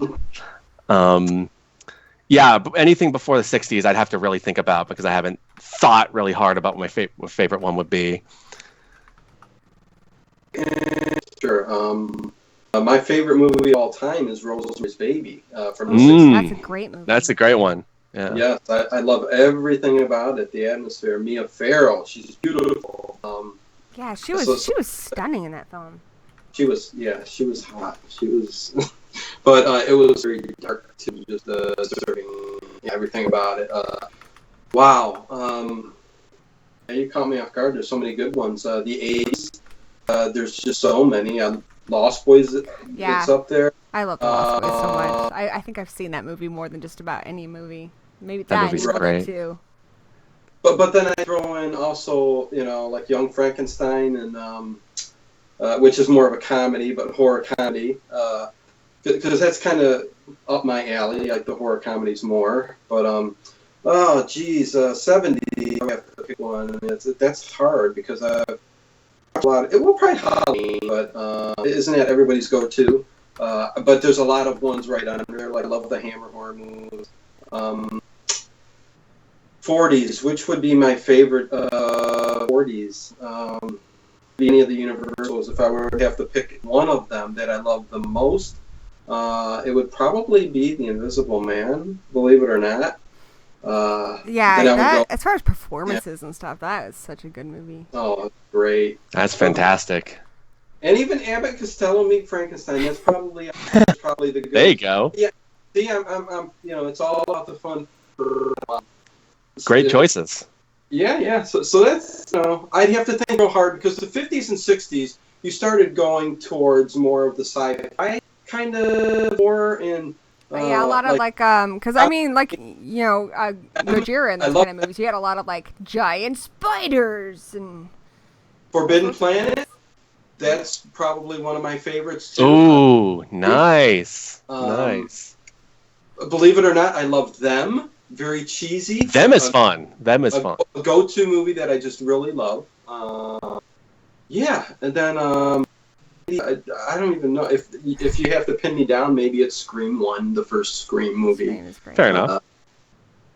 So that's it. And I do like the silent movies too. The Nosferatu. Yeah, I mean that's classic. The very first one that my mic's falling apart. The very first movie. Oh, what was it again? You guys have got to check it out. The very first horror movie that was ever made. I just watched it a couple days ago, and it's fantastic. It's called The House of the Devil, 1896. So I haven't seen that. Oh. I did watch a really old silent film recently though called Haxan, which is the first witch movie. Haxan is great. Yeah. Did you watch the? There's a version of Haxan where God, what's his name? Old beat poet does a hold on. A poet, yeah. Does a voiceover for it. Hold on. Speaking of the old Universal movies, have you seen the Legacy collection of the Dracula films, Dino? There's an orchestra that does a complete new score for it, and I swear to God, it changes the fucking movie. It's mind-blowing. Heck yeah. Okay, here we go. If you can find the William S. Burroughs version of Haxan, it is a trippy experience. Yes, he does this whole voiceover of Haxan. It's a separate cut of the movie. It's a little shorter than the other cut, and the other cut's great. I'll have to check it's amazing. And it got this really funky, jazzy score to it. Wow. Cool. I guess for me, it's hard to really differentiate the early 2000s from the later 2000s. I just kind of call it all millennium horror. But the big ones, Get Out, It Follows. Really, just Babadook. Probably all the ones that a lot of people would pick as far as new millennium horror goes. I love The Final Girls. That is probably one of my all-time favorite movies. I love that movie. That was fucking amazing. The 90s, I love the Buffy the Vampire Slayer movie, and I don't care that it's not that great. I just love it because I love Buffy. I love early 2000s, I do like Planet Terror a lot, and I like Trick or Treat. That's fun, yeah. Trick or Treat's great. Trick or Treat, oh yes. I'm looking at my posters. Somebody says, the 90s, I like The Craft. Craft is great. I love Night of the Demons 2. That's a fun guilty pleasure. I have lots of guilty pleasures from that. Night of the Demons 2 is so really fun. Yes, I love that. Of course, Army of Darkness. It's got to be one of my all-time favorites. That was the first Army of Darkness movie or Evil Dead movie I saw because I remember that came out. My mom was introduced me to the other two before it came out. I think it was 94. The 80s, obviously, Evil Dead 2. I also think Friday the 13th Part 7 came out in the 90s. That's my favorite Friday the 13th. I'm standing by that shit, yo.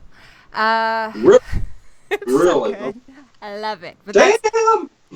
Nobody agrees on that one. So that's another movie argument thing for that. What are they doing with that? Do like one of those movie fight things. 7 would be New Blood, right? Yeah, with the Carrie. the New Blood. That one's my favorite Really? too. I love that one. It's so good. That one's my favorite too. But the tragic thing about that one is that one more than any of the other ones got like butchered by the early '90s MPAA. Yeah. So like 90% of the really good effects that they put in that movie isn't in the movie. And great angles, and there's just so much great shit going on in that movie that people just don't give credit to. And it's Jason versus Carrie. It's what makes it so fun. I know, and being someone who loves Carrie and loves Jason, like that's and kind of my to me, jam. it has the best Kane Hodder performance and the best design it's the of first Jason. one where I feel like before that, there, especially the early ones, Jason seemed almost vulnerable, like he could be manipulated, like he was simple. He's just fucking angry in that one. I challenge Ginny to manipulate that Jason because she ain't gonna get anywhere. He's so angry. And you can tell it. He's like seething. It's remarkable. 80s. Oh, I also interviewed the vampire for the 90s. 80s. I love my Chucky. Nightmare on Elm Street is pretty fucking amazing. Also, early 90s Pet Sematary, I think, is for me probably the scariest movie of all time. Also, The Ring in the 90s, The Ring remake, and 70s. The Ring remake was 2000s. Oh yeah, well there you go. The original Ring was 90s. Was in the 90s though. The 70s probably, I don't know. The Omen, Black Christmas, nice. Carrie is one of my favorites. Oh, Carrie, yeah. Alien. Carrie probably be my second favorite of the 70s. For the 60s, Psycho, The Innocents, Night of the Living Dead. I'm looking at this list here. I'm like, another 60s was one of my favorites. Psycho. Black Sunday. Yeah, or Black Sabbath. Yeah, Black Christmas 70s. Black Sabbath is good. I finally saw for the first time Carnival of Souls the other day. I was a little late to that one. Hamilton. Texas Chainsaw Massacre. Do love that. Can't go wrong with it. The fifth, huh? Can't go wrong with it. Yeah. 50s, of course, Incredible Shrinking Man.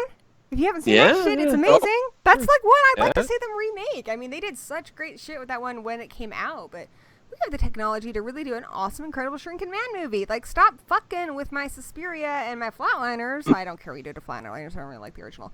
But oh my god, do you think they can make a good one remake of that though? Oh, that would be cool. You know, in modern day, I mean, it could be it's really that cool. old style that made that movie great, but.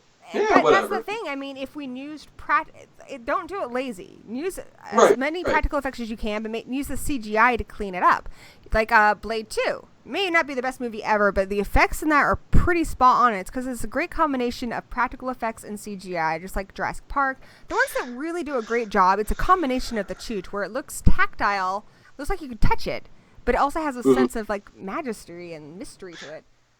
I was a decade off with Gojira. Gojira was a 50s movie, so that would be my favorite 50s movie. Also in the 80s, the Blob remake. That's amazing. I love that movie. That's a good movie. And then, of course, any Hen and Lauder, which was pretty much early, like, 90s. Oh, yeah. Frankenhooker. I love Frankenhooker. Brain Damage. Did you guys love that movie or what? Yes, and it's finally out on a special edition. Yeah. Heck yeah. I gotta get that for myself for my late birthday present. That little Elmer was his voice. Yes. Cool. Oh man, it was just great. 50s Creature of the Black Lagoon, Invasion of the Body Snatchers. Yeah, that's right. Okay, see, even Cat People. Cat People was way ahead of its time. Cat People's a good one. Val Lewton. Yep, yes. Lewton. I also love the remake in the 80s. That's a fantastic film as well. And of course, the 30s, Bride of Frankenstein. Yeah, there you go. Bride of Frankenstein. Good. You would love my downstairs living room area, Dino. Or actually, I guess you would too, Guru. I got a big Godzilla poster down there, and all these Universal posters, and House on Haunted Hill. It's pretty. Well, you know what's a shame is what you see here is like a little box of what I've got. You should do a video tour of your house. I'm thinking about doing one here. Yeah, that's a good idea. Everybody should do that. Just because I like to see people's houses, because I'm really nosy. Like, I like it when I take my kid trick-or-treating, and I kind of look at people's houses and be like, oh, what you got going on in there, huh? What's going on? What? Judging. Changing it up a little bit. It's more curiosity. Like, You know, what kind of family are you? Are you like a parents' family? Are you people under the stairs family? Are you a serial mom family? I don't know why you go to these places, but that's just the kind of thing People under the stairs family. Do you love some of the videos people put out and like they got their like clothes and their stuff all on the bed and thrown over in the corner? Yeah, I love it. Like when I go to someone's house for the first time, like I usually like just zoom over to where their movies are. I'm like, all right, because that says a lot about a person, the kind of books and movies they have. Like, True. usually how I kind of figure them out. It's going to be a sad day when you start going to people's houses and they don't have collections of movies anymore. My house, we have like a wall of movies, and I swear it's like at least once a month someone comes over and they're like, you could save a lot of room by getting them all like on digital, which I'm not going to get my special features that I love. I won't have pretty box art or pet. And I don't know, I like having something physical in my hand. I mean, video stores and stuff are gone, but I like that. I like perusing the shelf in my house and being able to pick up the case and look at the case and the artwork. And I have the same thing too. Digital. I like having the physical copy, and I also notice when I have the physical copies, I'm more likely to pull it out and watch it at any given time. Whereas when it's all on a hard drive, I just forget it's there. Well, and here's the other thing: when you love something, you need to put your money into it. You love horror, then buy the fucking Blu-ray. You know, right. I mean, if you're spending $4 on a fucking rental, most of that's going to go to Vudu or whomever. But if you're buying the Blu-ray, you're supporting what you love. Go to the movie theater. You spend money on what you love, or that is not going to continue as a thing. You want to see more great horror movies come out of the theaters? Go to the fucking theater. You know, even Agreed. if you're not super excited about it, just go see what you can. I'm going to go probably see Wish Upon. Am I crazy excited about it? No, but I like to support horror movies that's coming out next month. Well, I'm a strong proponent of if there's something that you want to see, then you need to support the things that are like that. Right. So if you want to see, for example, I'm a huge fan of R-rated movies. So I will be more likely to go see a movie if it's rated R, just so we get more R-rated movies, Absolutely. Absolutely. Yeah, this year, I don't know. I feel like there's just not a lot of good ones coming out of the theater, but I'll try to support what horror I can, because then maybe it means we'll get more horror next year. Exactly. So, Well, I think I'm a little bit... same thing with books, too. Not enough people buy fucking books anymore. And I've got a ton of books. And yes, books, when they first come out, are about $17 a pop. But I'm rereading this. Oh, great. Yeah. Authors don't go. make a shit ton of money anymore because, piracy, and also because people are doing, like, the digital things, digital downloads. So, yeah, if I love an author, I will buy their new release book. When Meddling Kids comes out, I've already got it pre-ordered in hardback. Because I'm supporting that. I want more books like that. Yes. Makes sense. The art that I love. But I'll tell you, I got caught up with years ago, maybe when the whole digital era came to be. I agree with you guys 100%. Support the things you love. But there's a lot of things that we could never ever get again, and some things that are never going to be on DVD or. So I've got 4 gigs. I'm sorry, or 4 terabytes of just hard drives, just all my favorite stuff. And that's not to say I don't have digital stuff either, because I have when it comes to the new release stuff, I find out I told you, I see everything. So a lot of times when I see that something's out for a digital download or whatever, I'll go ahead and rent it, and then you usually get to watch it like once. But I usually try to watch the stuff with Danny, so I save it until a time when we're both home. But I keep it so that I remember to watch it later on. But if I like it, I will buy it on Blu-ray. I mean, I saw Get Out at the movie theater, but I have every intention of buying that on Blu-ray very soon. So, I spend quite a bit of money in horror because I will pay to rent it. And I also get a lot of, midnight releasing. They send a lot of free movies and stuff out. But if I like it, I will hunt it down and I'll buy it. Yeah. Well, Turner Classic used to have a lot of during Halloween and stuff like that. They would bring out, and this was years ago, they would bring out all the really good horror movies you haven't seen in forever. And a lot of them were never on there. So I would hit record, on my dual VHS DVD recorder. Nice. So I'd record it on my DVD, and then you became in the age where you can rip that DVD onto your computer. So I got into the whole habit of every time I recorded something, put it on my computer. Now it's on a hard drive. Now it's on a shelf. So, but like you said, when you do that, and I've got 4 terabytes of movies, am I ever going to get through all of that again in my whole life? Probably not. So the ones you really want, go out there and buy, so you can take it off the shelf. Watch it. There, the only time I really I won't upgrade. Like I have a lot of DVDs and VHS that I haven't upgraded yet. I get really frustrated because when DVDs first came out, they all came loaded with crazy special features and Easter eggs, and I get so frustrated when a movie comes out and there's no fucking special features and not even subtitles. Like that's like the kick in the pants. If there's not even subtitles, like what the that just drives me fucking insane. I want subtitles on there and some special, because I like to learn about the movie. I like to gobble up anything I can. I love it when there's a commentary. I will devour everything on there. But if a movie comes out and there's nothing on it, then I might not spend the money on it. To me, that's the point of owning it, is to get more of an experience. Don't listen to those commentaries. Listen to my commentaries on the movies. Yeah. Yeah. I'll listen to both. I really like, I have been discovering Mike Nelson's commentaries. Like his commentary on Night of the Living Dead is pretty fucking hilarious. And I need to know one he did a Carnival of Souls, because I just saw that recently. Nice. Do you listen to any of my commentaries? Have you? I will. Okay, well, there you go. Watch Street Trash. I will.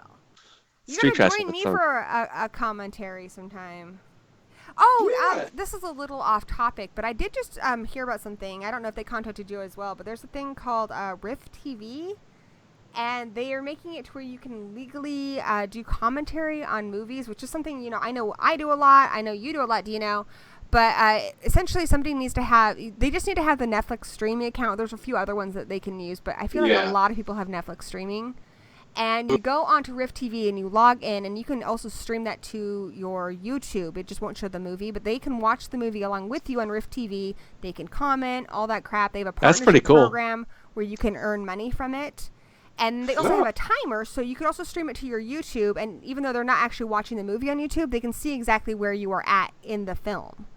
So it's really cool. I haven't done it yet, but I signed up and made an account, and I'm kind of excited about what they're doing.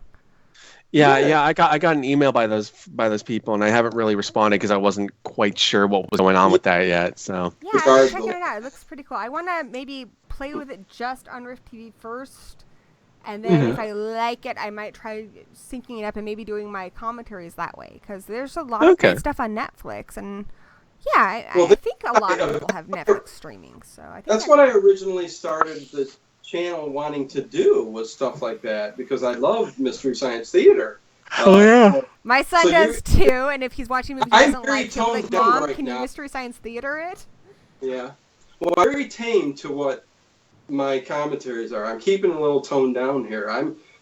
I go off on some weird tangents and stuff like that. Me and Ted both, we off of each other, and it's just, I'll start talking to him in this really weird voice, and he'll be like, as he's talking seriously, about something, the director did or something like that, and it's just, so I'm a little late, toned down here right now. I need to get lulls on the commentary, because it's so funny. I'll introduce him to movies like that I've taken for granted, like you watch like Psycho or something, where I thought I've heard everything there was to say about Psycho, and he just comes out with the craziest shit because it's new to him, and he's also a really funny kid, so I gotta get him to do some commentary and stuff, because he's hilarious. That kid's great.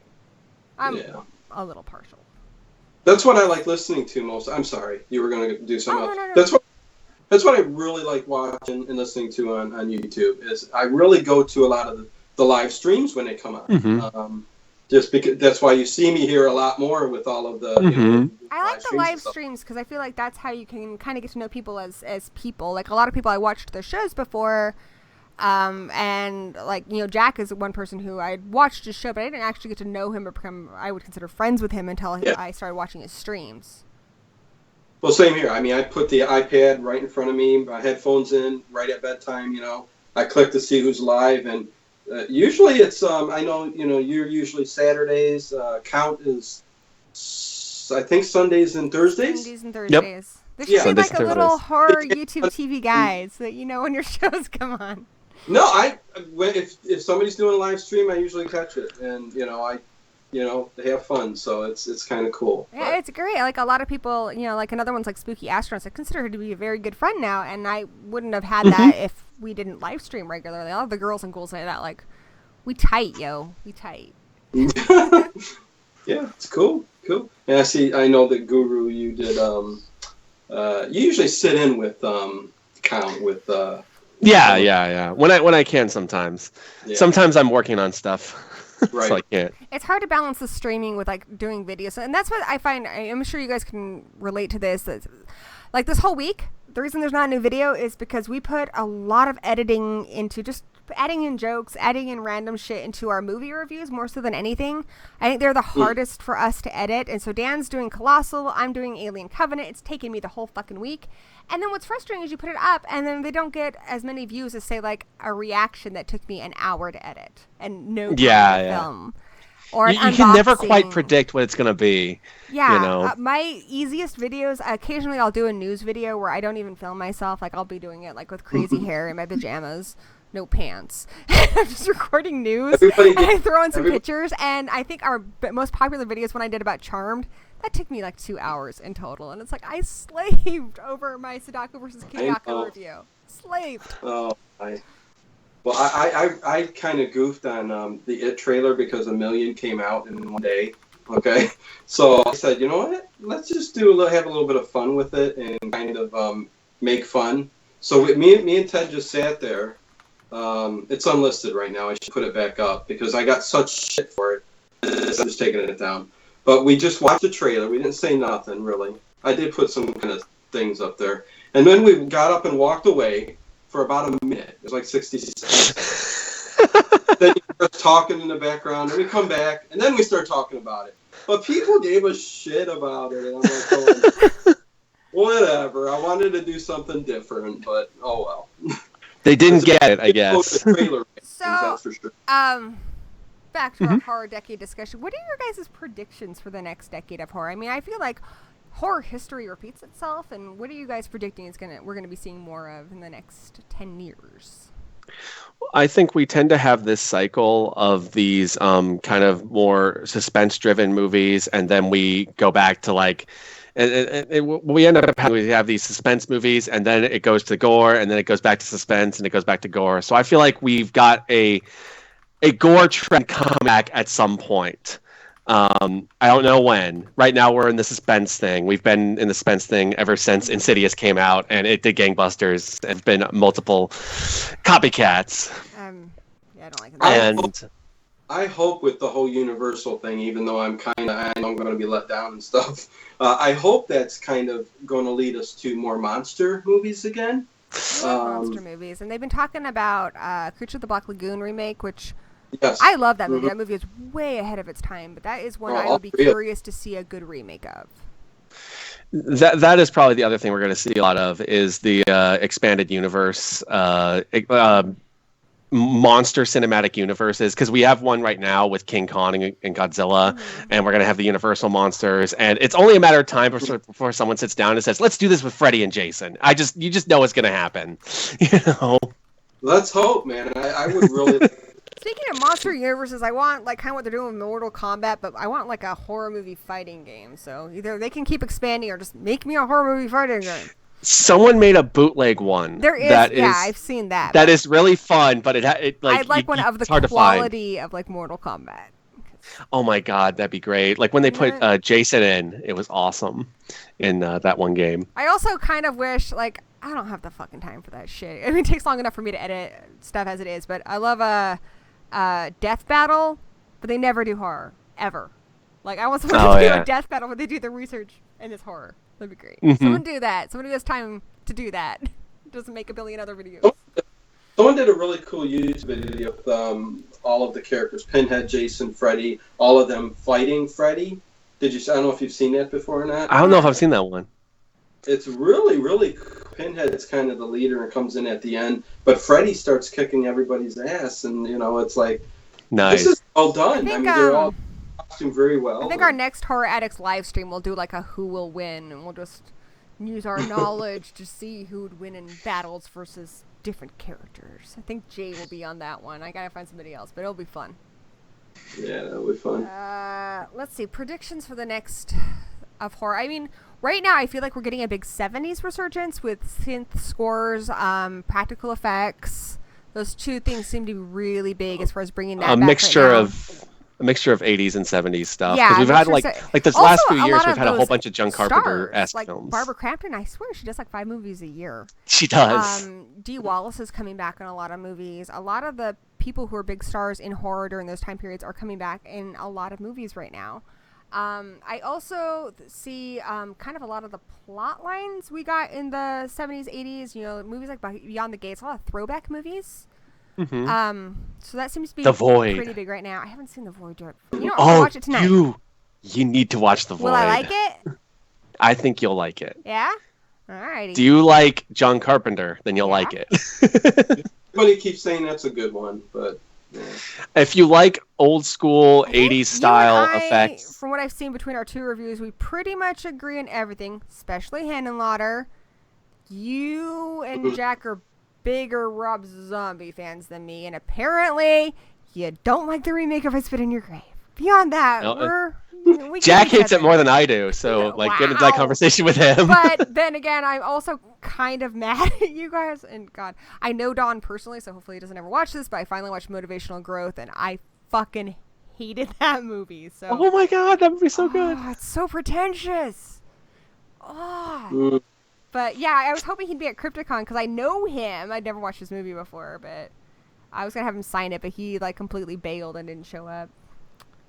I was gonna have him sign it, and then I was gonna send it to you because I kind of need to get rid of it now because I own it. And Dan and I pretty much agree on everything. He's remarkable.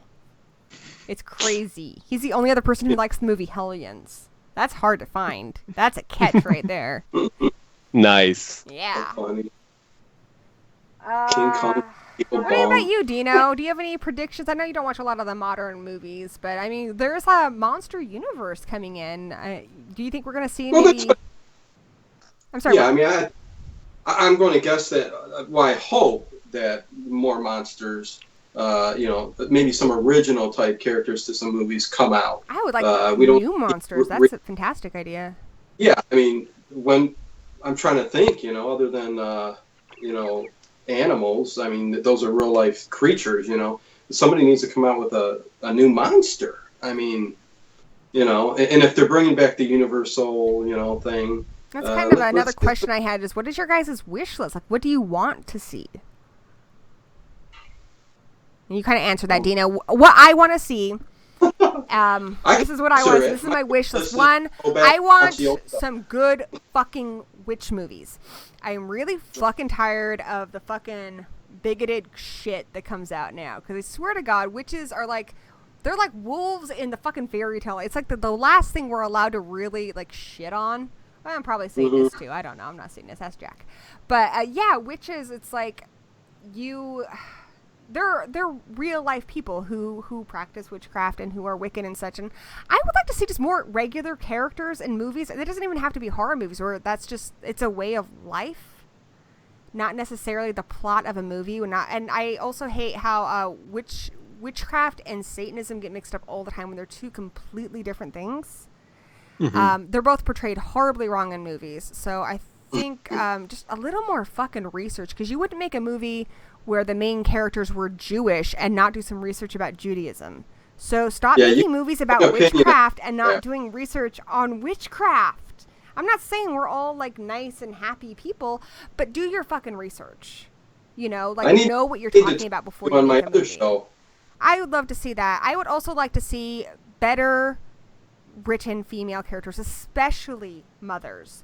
Babadook did a great job, I thought, but I'm really tired of your cookie cutter, one note, infinitely loving, all the time perfect wives and mothers. That is not human, and that is not real. Real women who are mothers and wives get pissed off and have bad days, and you know what? We're not all really super nice people. You can be a total, like, Jessica Jones style, like, non-people person and still love your child and love your husband. And I want to see more of that. I also want to see more tough mothers and tough wives, tough women. Did you see The Monster last year? Yes, The Monster was perfect because she wasn't really a good mom. But even your shittiest moms do tend to love their kids. I was just going to recommend that if you hadn't yet. No, that's a great film, and I want to see more of that. I want to see more real people. I want to see more flawed people. I feel like when we see mothers and stuff, they're not flawed enough. They're perfect. I don't want that. Same thing with children. Unless the child is an evil killer child, they're usually very uninteresting in movies. What happened to the 80s kids where they'd have these great adventures and they'd have, like cool backstories and stuff? Like, we're seeing that more with like Stranger Things and stuff, but give me more interesting characters. I'm really tired of how in movies... It's interesting how it's become a throwback to give kids character. But at least they had that. I feel like women, especially moms, have never really had that. We have a handful of movies that have done it. Like Cujo, I think, is probably the best portrayal of a mom. She is tough. She loves her kid, but there's a point where her kid is screaming that he wants his dad, and she's like, "Shut up!" And that's not kind, and that's not nice, but it is honest. It is what you would do, and I want to see more of that. Give me more werewolf movies, because I swear we have hardly done any great werewolf movies. There's very few, and a lot of them were not in the last 2 decades. We have the technology. Yeah, that's weird. So that's let's do weird it. how people tackle that genre, the werewolf too often in horror films. I don't know why, but that's kind of strange. It's not like it's a hard character to, portray in a movie. We've done vampires to death, but there are very few great werewolves. Well, they're more alluring, It's easier to do vampires than it is werewolves because of the effects that go into a werewolf, and Easier even isn't always better. Well, Jurassic I Parks didn't are not say that. easy movies. Well, I'm not saying that you did. I'm just saying Jurassic Park movies are not easy to make, but we make them because people want to see them. I think if somebody makes a good werewolf movie, then we'll see more good werewolf movies. I do agree, though. We need more bad mothers on TV. Yeah. Bad motherfuckers. Yeah, I want to see the Samuel L. Jackson of moms in horror movies. Like, just somebody who don't... Like, you're allowed to have that. You're allowed to have lovable male characters who are gritty and not terribly nice, but...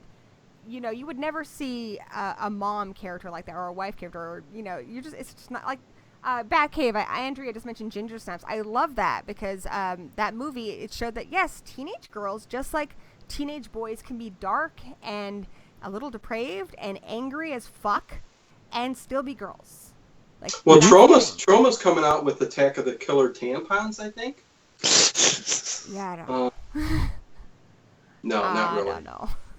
But I don't know if that's going to really help us as a gender, but I want movies like The Final Girls. It so pissed me off because it's such a great movie, but it got really cut to shit. And the reason it got cut to shit is the studios did not think that men, who they thought were the primary audience of horror, would give a fuck about a movie where a woman had a deep relationship with her mother. They're like, they just want to see they just want to see people get cut up. They just want to see women get slashed to death. And the great irony of that is that the first complaint every guy had at the end of that movie is, why did you cut this to shit? Well, the reason why they didn't think guys were going to see it at all, so they marketed it towards women. They didn't think women would want to see tits or gore, so they didn't release it theatrically. They cut out the tits and they cut out the gore, and they're wrong in both counts because I think men, just as much as women, can appreciate a heartfelt storyline, and I think women, just as much as men, can enjoy tits and gore.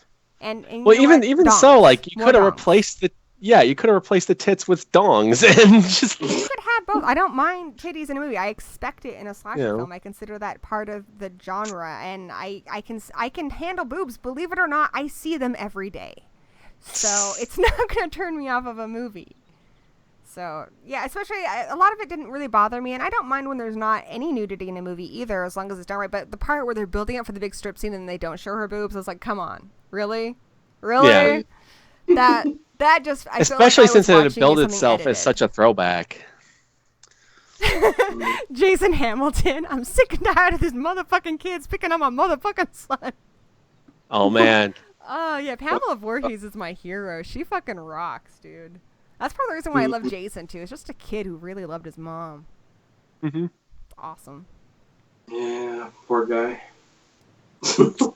And, okay, a lot of complaints I also get, especially when I tell people that I love horror movies and stuff, is they say all horror movies are the same and horror is running out of ideas. What do you guys say to that? How can you say that when we just had Get Out come out and surprise everybody with, hey, look, we can do old ideas in new ways that people haven't seen before? Like, why not?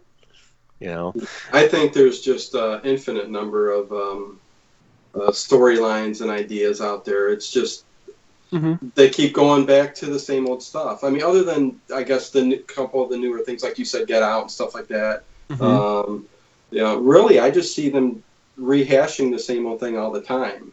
I could be wrong. Like I said, I don't dig as deep into everything as like the independents and stuff as you guys do. So, yeah, I mean, I just don't see. I see Hollywood being lazy, is what I see, and just rehashing the same old thing. So that's just me. I mean, I think when it comes to things doing the same thing every time, what I find most fits that is action movies. I feel like a lot of action movies are the same shit every fucking time. I don't watch action movies. I don't watch and no one comedies. Says this about action movies, too. No, it's the same shit though every time. And I don't watch romantic comedies either, because it's the same fucking thing every fucking time. Like, why isn't anyone sick of that shit yet? Why do they keep making them? It's the same fucking thing. I love horror because I feel like they're wrong. I feel like horror is one area where it can always surprise me. I mean, I watch a lot of fucking movies. I read a lot of fucking books. And at least once or so, sometimes more than that, a year, I watch or I read something that completely blows my mind. Like, I'd never thought of it that way before. And that only, for me, ever happens with horror, because you can take a lot of because it's so much in metaphor, and it's so much, like, you can talk about things that are relevant and that happen in our real life, but using monsters or the supernatural or just the depravity of humans as a metaphor to tell that, you can stretch that in so many different directions to where it's almost infinite. Very true. I find for me, like, I always find it, like, more often than not, it's really disingenuous when I see someone who makes comments like that about horror movies specifically, because I'll see people, like, for example, when the Belko experiment came out, I saw no end of normies calling it a ripoff of things like Battle Royale and blah, blah, blah, blah. But you know what movie they all went to see? You know what movie they all went to see and loved that same weekend and didn't complain about it being a rehash? Beauty and the Beast. It was yeah. You know? And it's just like, well, you can't sit there and complain about horror movies rehashing everything if you're going to make Cinderella popular again. Like, it's like, those movies are more rehashes than The Void was, than the Belko experiment was, than Get Out was, as far as I'm concerned. Oh, yeah. You know? Disney's notorious for that. I mean, geez, yeah. Yeah, but there's just... I mean, I think sci-fi also is another area that does that, and I respect sci-fi fans because I feel like we're like cousins. Because sci-fi can go... You're never going to run out of ideas. You can always find a new way to tell an old idea.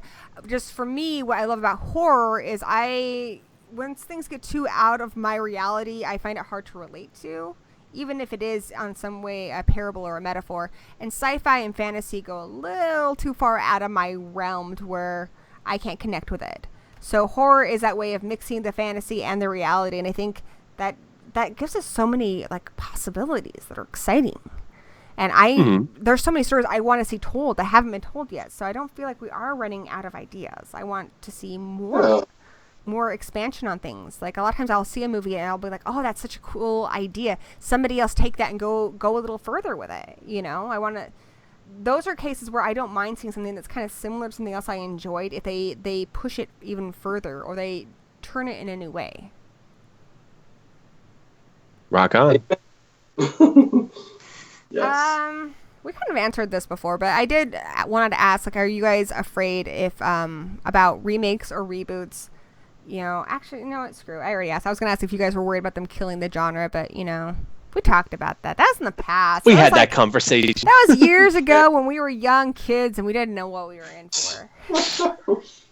Man. I hate this, but have you guys seen, like, I swear it's a lot of the Entertainment Weeklies and such, but whenever a bad horror movie comes out or a shitty sequel, like, especially when Bye Bye Man came out earlier this year, which, I'm sorry guys, if you didn't know that was going to be shit, I don't know what to tell you. It was a shitty... I didn't need a crystal ball to tell you that was going to be complete crap. Yeah. Yeah, that movie looked like shit in the trailers. It was a January dump month movie. Everyone knew the Bye Bye Man was going to suck. So surprised. It was just like, I don't know what to tell you. Like, a lot of times I can fucking call it. Your glossy, Blumhousey fucking movies usually gonna be shit. I'm sorry. And every It's just the time way one it of those is released, there's just no end of like horror is dead articles. That's what I was getting to. Is then Yeah. you see tons of articles. Is horror dead? Like, What's wrong with horror insane. movies today? And I'm always sitting there going like, look, the problem is that with every year there is something that is going to be overdone. And that thing will eventually die out and be replaced by that'll be overdone. That happens every fucking And year. yet, after Expendables 3, there was no. Is the action movie dead? Exactly. You know, no one ever says this about action movies. No one said that about superhero movies, despite the fact that we're still in the second decade. I'm sorry. Are we ever going to get a decent Superman movie? I don't know at this point. Is the Superman movie dead? Yeah. That was one of the best jokes in Kimmy Schmidt. She was like talking about things that were fantasy, and or that men can never get, and a decent Superman movie. I was like, that's true. There's like never a decent Superman movie. I think it's hard to put Superman up on this big screen. His character, his story. I think it's really hard. I don't know. That's just me. I didn't really mind Batman v Superman, but nobody wants to hear me talk about superhero movies, so it wasn't bad. I don't care. There's only one superhero movie we should talk about, but we can't because it's spoilers for the movie. What movie? What superhero Came out movie? earlier this year. Guardians of the Galaxy 2? No. All right, it's a spoiler, so I can't say it. What movie? Is it Chris Strangler? Is it? No, I just wanted to say that just because of the movie. Yeah. What movie? Yeah. Split. Split? One Oh, of the yeah. I get you. Real love. Now that's a new movie I really enjoyed. So Yeah, that movie was pretty good. Since we're kind of talking about horror as like as a history of horror, and this is kind of stealing a bit from Green Room, but what the fuck ever, I do what I want. I do what I want. If the apocalypse, Desert Island horror. Yes, basically, if the apocalypse came tomorrow, and you could only save one movie, like every movie ever is going to be destroyed, but you can save one. And I mean, you can take your favorite movie that you can watch over and over again, or you take a movie that you think is just so important it needs to be saved, but you only get to choose one. So what is the movie you save? The Burbs. I love that choice. I want to hear more. All night long, I would pick The Burbs. Oh, Nice. That movie's fun. That's a fun movie. Yeah. That's like 100 Danny times. loves that movie. I probably go with From Dusk Till Dawn because I know out of any of my favorite movies, that one is the one I'm going to be able to put on at any time and have a good time. Yeah, I would be really torn. Like, do I want to take one that the world needs, or do I need to take one that I need? Because these are two different things. Oh, fuck the world. This is about you. The apocalypse happened, right? The world's already fucked. That'd be such a tough call. The world... Or Oh my God, Because I'm going to just pick a shitty movie. You guys know that. I'm going to pick a shitty movie. Probably. It doesn't matter if it's your film, something you love. Like I said, The Burbs. I mean, All right, she's going to pick Ghoulies Goes to College. I just know it. Just something I watch over and over again, and it's the apocalypse, so I'd want to be in a good mood. Probably Buffy the Vampire Slayer. There you go. There you go. That's That's kind of why I went with Dusk Till Dawn, because I knew that no matter what the situation, it would cheer me up. So Yeah, it would cheer me up, and that movie just always makes me laugh. And I know it's not it doesn't even compare to the TV series, but I love that movie, and I've had kind of a lifelong love affair with Buffy the Vampire Slayer in all of its forms. So I guess that's the one I'd choose. there you go. I mean, I admit I like a lot of shitty movies. I love the Rage Carry too. I love that shit. I do not get tired of that movie, and I know it's shit. I know, but I just love it. I don't know. Well, I never thought I'd hear someone say something good about the Rage Carrier. I don't know. I like it. Fair enough. It entertains me. I like Pet Cemetery too, even though that movie's dog shit. Pet Sematary too. Oh my gosh, my cousin, he saw the guy who plays the dad in that, who's also in Highlander, and he's like, nobody's commenting to the guy from fucking Highlander here. I'm like, the dad from Pet Sematary too. He's like, only you would say that. Nobody else cares about the movie. Somebody says Ghost Dad. Oh my God. That's oh my Lord. Oh God, Ghost Dad. Go Cosby. You know what's really funny? So I rewatched Serial Mom the other day, and there's a part where one of the family film lady who ends up running Annie, towards the end there, I completely forgot that she returns Ghost Stand. She doesn't rewind it. And she's like, I just adore Bill Cosby films. They're so, like, family friendly or something like that. I'm just like, that is so much funnier today than it was when this movie came out. Like, Serial Mom just got funnier. And I didn't think that Oh, wow. Oh, wow. Oh, dude, Jason, Carrie 2 was filmed at your high school? That's the coolest. That's pretty cool. I grew up in the area where Scream was filmed, so. That's cool. Usually, if something's filmed in our area, it's because they want to take advantage of the woods. Mm-hmm. You know? So, like, pretty much a lot of road trip movies. Like, I remember in the 90s, like, Mad Love was filmed nearby. Though, in my actual town, where nothing is fucking filmed, Surviving the Game was filmed. And my dad worked at the police station, and he let them into the jail cell. So, that's cool. Gary Busey was there, and so I guess Danny got to meet him too because they came to the theater because we have a really old movie theater. And Danny was afraid of meeting Ice-T, I guess, but he went up to Gary Busey, and Gary Busey is just fucking nuts, and he like starts ruffling his hair and like grabbing him and stuff. And he's like, "What's going on?" I need to know. That's awesome. One of the great things about being in California, even Northern California where I am, is that I'm live in the town where they essentially filmed most of Scream, and just a mile away from this town is Bodega Bay where they filmed The Birds, and a couple miles north of here there is the light tower where The Fog was filmed. So I love visiting things like that. On our honeymoon, Danny and I went to Hawaii. And we signed up for this like trip thing where you could pick a lot of different tours, you know, like in the jungly area of the island we were on. And nice. They had a lot of them. You could tour the Pearl Harbor ship. You could do all these. We went for one that was kind of like in the jungly area, and then we picked the movie one, so we could see Godzilla's real footprint and the place where they hid under the thing to hide from Gallimimuses and Jurassic Park. And it was so funny because we got home and his grandfather was like, "So did you guys see the Pearl Harbor thing?" And we're like, "Yeah, we did. We saw where the movie was filmed." We did. It counts, nice. Right? But yeah, totally. I love that stuff. That's great. Yeah, we got a lot of stuff being filmed in Cleveland now. Like most of the Avengers movies were. Oh, nice. Stuff like that. So we got to see some of that because the east side of Cleveland is just like totally abandoned, half the city.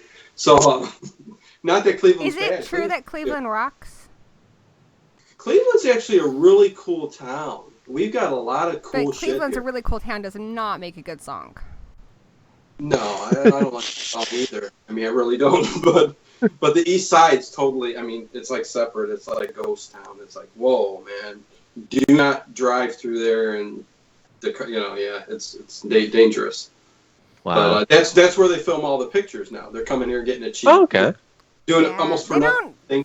Film a whole lot here, but because we have so few, I feel like the big ones are kind of celebrated more here. Like the Twin Peaks Cafe is in North Bend, so you can go there and you can actually order pie from the movie and stuff and everything. It's cool. That's awesome. And they've preserved that really well. North Bend's a beautiful place, and God, I've been there a couple times now, but it just never stops being fucking funny. Going to Forks, Washington is a fucking trip, dude. There's lookalikes everywhere. Everything is Twilight themed. Like you can't go in some place without like every burger or sandwich called the Bella Burger or something. There's like everything they can market there. They can. It's so crazy. It's like a whole town taken over by fiction. But yeah, that's crazy. We're Harry and the Hendersons film. There's like a big monument to the movie. It's nuts. Oh, I love that movie. Oh my god, that's so great. That movie, the part where Harry sits down on the couch and he breaks it. That part, every time Laws would laugh so hard that he'd fall over. He is hilarious. That kid, he was great. Did he even see me a teenager this year? Laws. Holy He's a shit! Teenager almost. He's gonna be 13 in September. Wow. He doesn't seem like it. It's crazy. He's still the sweetest little thing, too, because I remember when he was, like, 4, he's always been a cuddle bug, and everyone's like, well, getting used to it, because boys outgrow that. Yeah, he's going to be 13, and he's still, like, we just got a new couch, and he's like, when we were picking out the couch, he's like, well, Mom, we need to cuddle test it first, make sure two people can comfortably lay on it together and cuddle. I'm like, oh, you're right. So we're in the middle of the store. We're like, oh, yeah, this is cozy. Aw. Awesome. Cool. He's the best kid ever. That's awesome. True story. Your little horror buddy. He is my little horror buddy, though. It's so funny because when I was a kid, you know, my mom did like horror and stuff. And, like when she was on here last week, she was talking about a lot of, you know, when we grew up, she'd be reading like a horror book, and I'd be like, read to me, and she'd pick out a kid's book, and I'd be like, no, I want to read your book. You know, read me Carrie, Mom. Like I was always pushing the envelope of what I could watch, and I always wanted to watch more things. I was always really fascinated by that, and you know, sometimes I'd catch like my parents off guard or my mom off guard, and I'd be like, really, that's what you want to watch? And then my son, I would be like, let's watch a movie together, lols. We'll order pizza and watch a movie, and we do like a spa day where we put on like the masks, and we put the things between your toes. I'm telling you too much information. Anyway, but yeah, he'll be like, okay, but not a horror movie. I'm like, really? Really? You're fucking killing me here, lols. You're killing me. You're killing me, lols. Yes. Jen Combs. I don't say fuck to my kids, so it's just, you're killing me, lols. Do you live in Cleveland now, Jen? So then we just go through the list of movies that I'm willing to tolerate that he wants to watch. I believe Jen lives in Detroit right now. Yeah, she does. Though lately we've been watching Sherlock. Sherlock's pretty good. Oh, I love Sherlock. Yeah. Good. I love BBC, actually. It's better than the crap over here in the U.S. Well, okay, being somebody who was raised in the U.K., there's a lot of shit over there. You just don't get it over here as well. Well, no, I know. When I was a kid, we still had, like, puppety things. Like, there was a show called Sooty and Sweep that I used to watch. I'm just like, what the fuck was I watching as a kid? I don't know. We got some weird... That's what I Oh, love. my God. There's a show my mom used to watch when she was a kid called Little Minstrels. So, oh my God, this is so embarrassing. I'm probably going to get kicked off of YouTube for this. So there's a show called Little Minstrels. And the main character is a doll that's black with like cornrosy hair. And it's called a gollywog. Oh, wow. I shit you not. Which is basically the N-word in England. And this was in the 60s. Like, it's not that long ago. And my mom, innocently, because she loved the show, someone sent her one of the dolls, and she has it in her house, like, in her living room. Just like, Mom, dude, like, I get it, you know, nostalgia, but, like, that's not good nostalgia. That's bad nostalgia. And then Danny thought it was the funniest thing in the fucking world, so she got him a keychain. So I've got a little, like, keychain of Little Minstrels at my house. It's, like, the most racist thing I own. It's terrible. That is adorable and racist. It's so messed up. And then the worst part about it is he told one of his best mates about it. And that guy went to England, and he started going around asking people where he could buy one. But he was calling it a gollywog, which you don't say. Like, we're like, oh, typical American. Oh, my God, dude. Sometimes your nostalgia will bite you in the butt. Yeah, it's a part of history. I mean, but yeah, I can see how you frown upon it nowadays. That's for sure. I get it, because for my mom, it's something she watched when she was like 6. It's a child's show. Like, it's innocent for her part, but it's just like, right. Wow. I mean, I'll messed up. Well, it's kind of like how Peter Pan looks now, like with the little Indian kids in the Peter Pan, like how bad that looks now. Especially with like Native American stuff, I think there's still a big problem with that in the United States. Like mascotting a human being, I think, is a really fucked up thing to do. And God, the Indians and stuff in the Peter Pan movie are, I don't know, it's like they're almost treated like the talking animals. They're just not treated like characters at all. And then they remake the movie, and then they cast a white girl. Like, the fuck? I don't even know. One thing I can say about the Twilight movies that I do really respect, when they were casting for them, because obviously they casted mostly in, like, Washington and, like, California, they specifically said for the Native American characters, you had to be Native American. They would not cast you otherwise. And there's a lot of people who were darker and stuff, or, you know, and they're like, nope, you have to be Native American. And it's because they wanted to make sure that the Native American actors got work. Makes sense. They don't get as much work. And I think that's really cool. Right. You know, my husband's Native American, so, you know, power to the people. Yeah. I've got Blackfoot Indian in my blood. My husband is Peoria. They helped make, like, the first constitution. Nice. They have, like, their own democracy. It's cool. There you go. Well, it's funny you were talking about that, though, because a lot of the old 30s and 40s movies, I mean, they have a lot of that racial undertone in them. And there's a certain way that they treated the people back then. And it's not good. I mean, but it's a part of history. So yeah. Not that I respect what they did back then. That's wrong. You know, that never should have done that. But it is a part of our history, and you can look back. It shouldn't be swept under the rug. We should acknowledge it and learn from it. Exactly. Exactly. And look at how far we've come. So, that's the way I look. You don't just get rid of everything. It's part of history. You know, let's not just get rid of everything because it's evil. That's what actually makes us better people nowadays. Say, holy crap, they did that back then. Because I watch the movies and say, man, it is a shame how they treated them back in the day. But it doesn't happen now for the most part. I mean, Well, what I've loved about looking back on history like that, when you look at the old movies and you see the way things happened, it makes it easier when people talk about things happening now, going like, "Oh, are we doing that now with this thing?" Mm-hmm. And if I look at it this way, then I can understand it better. Whereas if you just erase that history, then we don't have like this thing that we can look back on. Movies are an important learning tool. I like as far as modern movies go, watching foreign films. Like I watched Under the Shadow recently, which I don't know much about the Middle Eastern part of the world, and that gave me an inside look on what it's like to actually live there. That's also another movie with a good mom. Also a great mom. Yeah, absolutely. I loved that movie, and it was also a certain time in history that I would never get a chance to look at because it's set in the 80s. Mm-hmm. And so I learned a lot just watching that movie. And then also I like Dino, I like to watch old movies, and I'm constantly surprised because I always hear about, women, how, women have been treated throughout history, and it's not always great. And there's, a lot of, women not having the rights and stuff. But in my head, it makes me think that those women, were very pacifist and they just went along with everything. And then I watch a movie like Cat People, where you've got these feisty women characters, and I'm just like, no, women have always been the same. We just haven't always been treated right. One side note to Jason Hamilton in the chat, they actually aren't erasing history. They're donating all those monuments to museums. So those are going to stay history. They're just not going to be, put up in public place as a celebration. They're going to be put in museum as a historical artifact. Other racist thing about my mother, I guess the first movie she saw in the theater was Song of the South. like, Mom, don't talk to me about your childhood. It's so messed up. Hey, My mother is not racist. It just sounds like it when I talk about her childhood. Well, hey, I grew up in a racist family, so I'm the farthest thing from a racist. I saw it. I saw how people were treated, and I'm like, there ain't no way I'm like that. I'm not going to be like that. So. But yeah, I mean, I can see how people can continue on that too. But yeah. Hey, Jacob.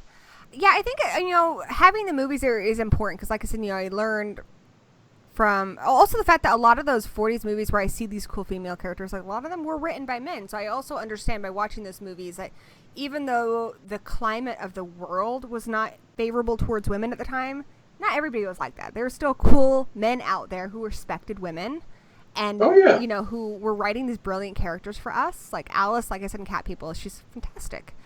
And, there's cool women who, were portraying these characters, which must mean that they were seeing this in their lives. They were based on people they knew to some extent. They were something they were seeing in their environment. So I think that's really cool. And the same goes for the bad movies, too. It's like it shows you a glimpse of a part of history that shouldn't be forgotten.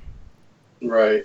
And I don't think this is racist, but Eddie Murphy should not have played a vampire in a movie, so... Huh? Vampire in Brooklyn?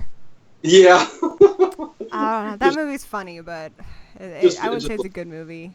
I don't know. It's not the greatest remake of Blackula ever made. No. Say Blackula, yeah. Oh my god. Those exploitation movies in the late 70s and stuff, those were really, some of those are very interesting to watch. They really absolutely. Yeah. Oh my god. I don't know. It's strange, but... What I love about those exploitation movies is that they were the trailblazers for representation for many groups, especially Black people and women. So without exploitation movies, we would not be at the point now where we're about to have a Captain Marvel movie and a Wonder Woman, So it's kind of like, for me, it's a little bit of a double-edged sword, because I look at those movies and I think, obviously, I mean, I think, that's why I think Get Out was brilliant. Because Get Out, you can be racist without being hateful. Get Out is about that, about liberal racism, about how, you know, when you go to somebody and you view them just by the color of your skin, even if you're not being hateful, you're being racist. You're not viewing them as a human being. And so when they go up to him and they're like, oh, I mean, you know, black is like the new fad, and, you know, asking him like if he golfs like Tiger Woods, and, you know, everyone in that movie is constantly like, I would have voted for Obama a third time. Like, he's just like, are you fucking kidding me? They're not hateful people, but they are being very racist.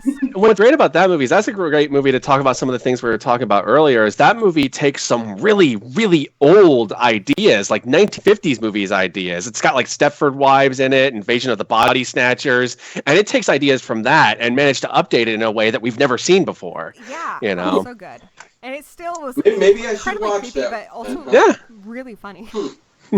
But yeah, like those kind of movies, and then you know, when you look at like the exploitation movies of like the 60s and stuff, like on the one hand, I'm like, I don't know, I can't speak of it from a racial point of view, but like when I watch those movies, like, and I see like Pam Grier, I'm like, she's a fucking badass. So like, yes, I find myself she took no shit.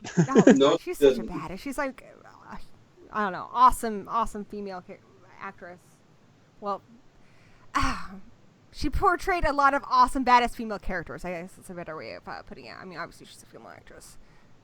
My dog is distracting me with his cuteness, and words are not happening in the ways that they should happen. He's so cute. Speaking of exploitation movies, I'm a huge fan of Sugar Hill. Anyone seen that movie? What's it about? Okay, Sugar Hill, basically this girl's boyfriend is killed, and so she ends up summoning the voodoo gods and using them to exact her vengeance upon the people that killed her boyfriend. So it's basically a revenge story, kind of like a Death Wish, but with voodoo and with the girl in the lead. Oh, cool. There was a pretty good, and it was kind of an exploitation film. It was almost like I don't know, like Native American The Crow, but there's a movie called Avenged, where this woman, she stops because she's seeing, you know, a hate crime in progress where these guys are going to go kill this Native American man. She tries to stand up for him, and then they end up killing her as well, and then his spirit takes over her body, and then he uses, like, you know, all these, like, very exploitative type means of going after the people who killed them both. But it was also really good. So, I don't know. Interesting. Jason Hamilton says, I think Rob goes out of his way to offend people sometimes. He threw a racist midget into the run. Well, yeah, he's Rob Zombie. He doesn't give a fuck. That's his appeal. You either like it or you don't. Also, that's another one of the... There are a few things that people are still allowed to be really bigoted about. And like I said, paganism, if you're a pagan, people think they can say whatever they want to you, and that's okay. And it's not. You're not allowed to treat people like shit, regardless of what they believe in. And another one is little people. My best friend, her husband and her son are little people, and they are not circus performers. They're not here for entertainment. They're human beings, and they also really hate the M word. That's like the N word. So they're little people, guys. They're dwarfs. They're not circus performers. And the M word is what you call a circus performer. It is not what people are. I don't want to sound like one of those overly PC people, but I see what they go through, and it's hard. Like when we go out places, people treat her husband like he is a clown there for their entertainment. It's really annoying. Yeah, I can see that. Yeah. But yeah, speaking of Rob Zombie, you're better to talk about this because I know you're a huge Rob Zombie fan. I enjoy his films, but I do get really frustrated that he makes like everybody talk the fucking same. They all speak the same. They all have horribly, like, you know, like very, like, he's pushing the envelope for how foul they can be. Yeah. And I don't know, like he just... I would say one of his big flaws is that he doesn't have... More often than not, he does not have individual voices for most of his characters. Most of his characters sound alike. And that's, to me, is his greatest flaw in his writing, is that. Yeah, absolutely. Like, the Halloween remake, I was just like, Jesus fucking Christ, dude. That's where it's most apparent, because that's where you have characters that probably shouldn't be talking that way, who are talking that way, and it feels weird. That one is just, it really stands out. Like, the stepdad makes sense. But then, like, everybody in that movie, like, they're all speaking like that character, and it's insane. Except for Danny Trejo, who is oddly enough not. He's, I don't know. Yeah, His character that was very sweet. Which that actually worked. Taking Danny Trejo, who you'd think would be the guy with that mouth, and Yeah. giving him the nice, calm, like friendly mentor Yeah. figure. It actually That's worked. bizarre. That's Yeah. really bizarre. I don't know. What do you think makes Rob Zombie movies work? He doesn't give a fuck, and he just does it. And if you love that, you love that. If you don't love it, you're not gonna enjoy it. What I do like about him, and why I do continue to watch his movies, is I really like when I see that somebody making the movie like loves movies, and he loves movies. He loves horror. Oh, yeah. He brings back a lot of like the old like icons in horror, and I do love that. The biggest thing that will turn me off in a movie is when I'm watching something that I feel a bunch of guys in a room came up with as a means of making money. They're like, you know what will make more money? Saw 8. You know, like that is such a turn off to me. Like anything pretty much James Wan or Blumhouse. I just feel like there's a bunch of dudes in a board meeting and they're trying to like make money. How will this appeal to teenagers? What's our demographic? And it's just like, that is not filmmaking me. That's not art. Yeah. Which is understandable. But the thing to know about Blumhouse and its model is that what they do is they make two types of movies. One is the movie that is solely there to go to the market and make money. And the other is the movies they make with the money they make with that money because they know they're not going to make money. So that's why Greg McLean does The Darkness and then for them does the Belko Experiment, because The Darkness was to get him money because they knew the Belko Experiment was probably going to bomb, but it's the movie they really wanted to make. You know? Yeah, but I don't know. They fall into the same trappings that like Lionsgate. Lionsgate started off as a really good company, and they really supported a lot of horror, and oddly enough, Leapfrog, which I don't get. But now, part of the reason we didn't get Leatherface, I mean, it is coming out in October finally. But part of the reason we didn't get it is because Blair Witch didn't make the money they wanted it to, and a lot of it comes down to like the marketing game and. That's really frustrating to me, especially like my cousin wrote that movie, and so I know the passion he put into writing it. He says, you know, the filmmakers, they made it very, you know, they're French, so it was very much made kind of almost like a French film. And then the way Lionsgate has come in, and they're like, you know what it needs? Jump scares. It's just like, it's so frustrating to me. Oh man. Speaking of jump scares, what are resolutions for horror? What are some trends in horror that you guys want to see stop? Like, if we never see that in a horror movie again, that would be just fucking fantastic. The thing is I love the spooky ghost stuff, but I'm really tired of it right now. I kind of want something else to take over at some point. I want that trend to reach its end and for a new trend to start. Not because I don't like trends, I'm just tired of this one at this point, you know. So if it comes back later run on its in the course. Future, that's fine, but we need a break. Exactly. That's how I feel about zombie movies. I'm zombie the fuck out.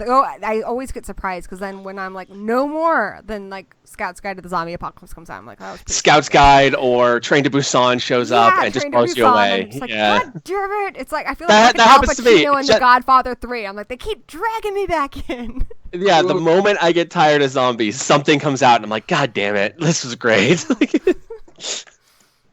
My mom was like that too, and I had her watch Train to Busan last weekend, and she's like, oh, this is really good. I'm like, no, right? Good. What about you, Dino? What are you just like sick to death of? Oh God, I'm sick to death of the remakes and stuff. I really am. Yeah.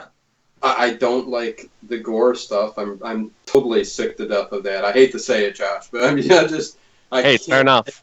I can't take it no more. Even when I'm going through Netflix, I'm like, blood. I mean, it's like, come on, man. Where's the story? I like to be intrigued. I mean, just because I like a few of them doesn't mean I think as a whole they're all great. I mean, there's so many. I get it. Yeah.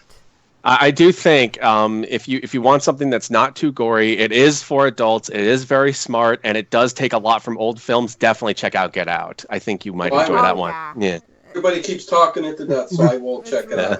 It's very much in the vein of like Rosemary's Baby and Stepford Wives, movies that I know that you enjoy. So. Yeah, everybody keeps saying it, so I guess I got to. I'm going to watch it then. So and it's not gory at all. Yeah. Cute dog. Rocky says no more jump scares and no more dog kills. Rocky doesn't like horror movies, though. I don't know. He, like, adores me, but I just don't understand how this works. It's like an opposites attract thing. Like, if he hears screaming on the TV or scary music, he, like, hides his head under the blanket, and this is every day. I'm like, why don't you want to find a new family? And he's like, Mama is love. I love moms. You're the best person ever. I sometimes read to him when I'm reading a book before bed, because he'll nose it out of my hand unless I, like, I acknowledge him. But I was reading Thor, which is told from a dog's point of view. So it says, like, you know, bad dog and good dog a lot. He was getting so stressed out. He was just like, oh, this is such a stressful book. What are you talking to me for? Because he only knows, like, a handful of words. But things I want to see, I'm sick to death of cat jump scares. Like, sick to fucking death. Like, if there's a cat in a movie, it seems like eventually it's going to jump out of a cupboard and fall asleep. I'm just sick of jump scares. And not in total, I guess, because sometimes there's a good one where I'm like, oh, that got me. That was pretty good. You know, but a lot of times I don't jump because I see it coming. If they have a cat, like, even in It Follows, she has a cat. I fucking knew it. The kid was playing with the ball outside. I'm like, that ball's going to hit the window. It's dumb, and I'm not dumb. So stop treating me like I'm dumb. I don't like movies that treat me like I'm a fucking idiot. Don't over-explain things to me. I'm really tired, and it's an American trend, and it's gone on since the 80s, where everything in the movie, like in the third act, usually there's a part where they figure out how to stop it. Sometimes it's scarier if it can't be stopped. And we don't always need to understand everything about it either. I think that's one thing George Romero did really well. There's a lot of different theories in his Dead movies, but they never flat out come out and tell you why they're coming back. And if you were in that situation, you wouldn't know. But it seems like, especially like a lot of the teen movies, there's a third act where all of a sudden they get all the information from fucking Google, and then they know exactly how to stop it, and then it's over. And then there's a jump scare. Is it over? That needs to stop. I'm not that fucking stupid. Yes, it does. Fucking teenagers aren't even that stupid. Nobody's that stupid. Oh my god. I'm tired of that. Jen Combs says my cats love watching horror movies with me. How do you know that? I mean, what does the cat do? Well, probably because they sit there and stare at the screen. Yeah. Like I used to have a dog that did that. That would sit there and just stare at the screen and just be like enamored by the light colors. My animals don't really seem to acknowledge the screen so much, but if there's animals on the screen making noises, like watching White God with him was interesting because it's all about dogs. You know, it's a horror movie about dogs or Cujo. Like, he doesn't like that. And like I said, the scary music and stuff, they don't seem to acknowledge the screen. My family has a husky, and sometimes if they're watching a movie and a dog howls, the husky will just start howling with the dog on the screen. They're so cute. That's cool. That's awesome. I mean, unless you're sleeping. Sometimes I wonder, too, because like you'll hear like a dog scream or something, or howl or whatever in a movie, but you know that they're being prodded with like treats and stuff. So like, what are they actually saying? Like, my dog hears it and then he perks his ear up. I'm like, what the fuck did he just say? He's like for all I know, they're being like, give me the fucking treat. I want to go home. It's past my nap time. I don't know, dude. I don't know what these like little prima donna actor dogs are saying, but my dog certainly finds it interesting.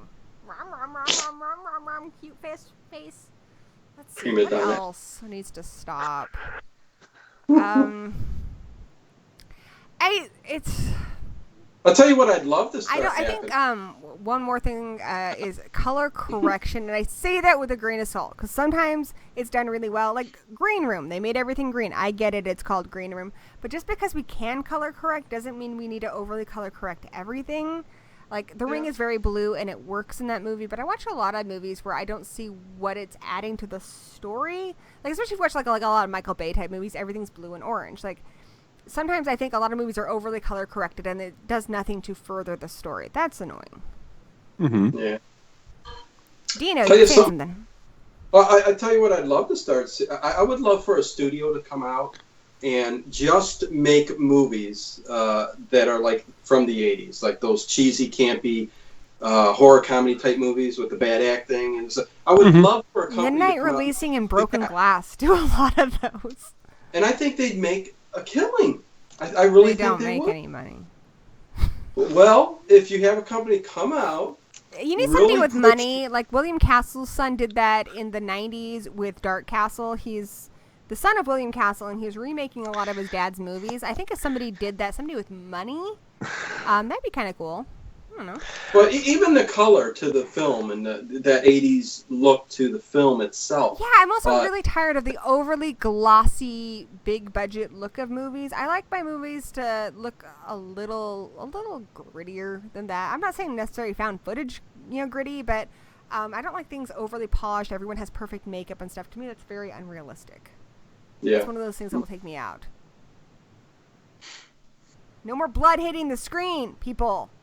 Like at this point, yeah, that's like my biggest. Some of these movies are just so good that I got a smart. God. And another. Sorry, go ahead. Oh no, and they have the true motion on their sensor, and if you leave that on, it'll give you the soap opera effect. Mm-hmm. Yeah. Oh my God, that was so annoying. I had immediately when we got to turn it off. Yeah, me too. Wasn't it just insane? Mm-hmm. It's like, whoa, where am I, man? This is weird. Once I figured out you could turn it off on the TV, I was, bam. Right there. Yeah. Turn what off? Looks real. When you get a huge HD TV, they've got that set true motion setting on that makes everything look like it is 60 frames per second, so everything looks more like cable access TV. 4K TV, and it's got some settings on there. And Danny really likes one of them where it tries to up everything up to 4K, but especially with your 80s movies and stuff, I think it looks really bad. And I like to know exactly what it's supposed to look like. The color, if it's not in perfect focus and stuff, whatever. I just want to see exactly how it's intended to look. I don't like That's why I often will calibrate my monitors. Like the old Pixar releases, their DVDs used to have these monitor calibration things on there so you can watch the Pixar movies the way they're intended to be. So I would often, first thing I do when I get a new TV is use one of those and calibrate the monitors and just watch everything that way. Cool. There you go. Yeah, so I'm starting to collect the old VHS tapes too, because I always hit the thrift stores and stuff like that, and still got an old TV with the VHS player. So nice. Just to get that feel, you know what I mean? So, hell yeah, love that.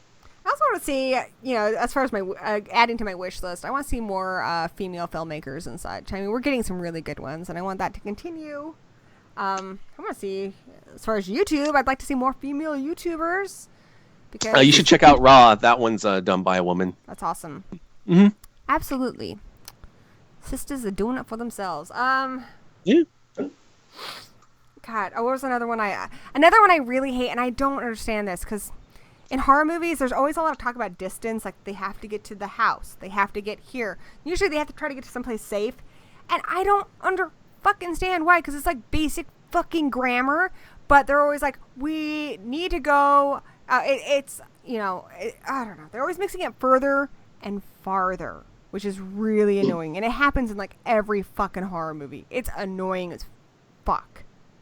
So, if it's physical distance, it's farther. If it's figurative distance, like you're getting further into a movie, then it's further. So, I don't know. Just tell every filmmaker you know about that, because that's annoying. Because they're always like, it's a little bit further till we get to the house. It's a little bit further until you get to the house. That is funny. Crap out of me. That and the blood thing. Oh, Jesus crap. Well, I will say this. I guarantee the normal person would not know that difference, because I had no idea there was a difference. Yeah. That's the first time I've ever heard that. I guess. Yeah. It's just playing on my nerd, but God, that annoys me. There's some things I let go, because I know a lot of people don't know when to say whom or whatever, but I figured further and farther.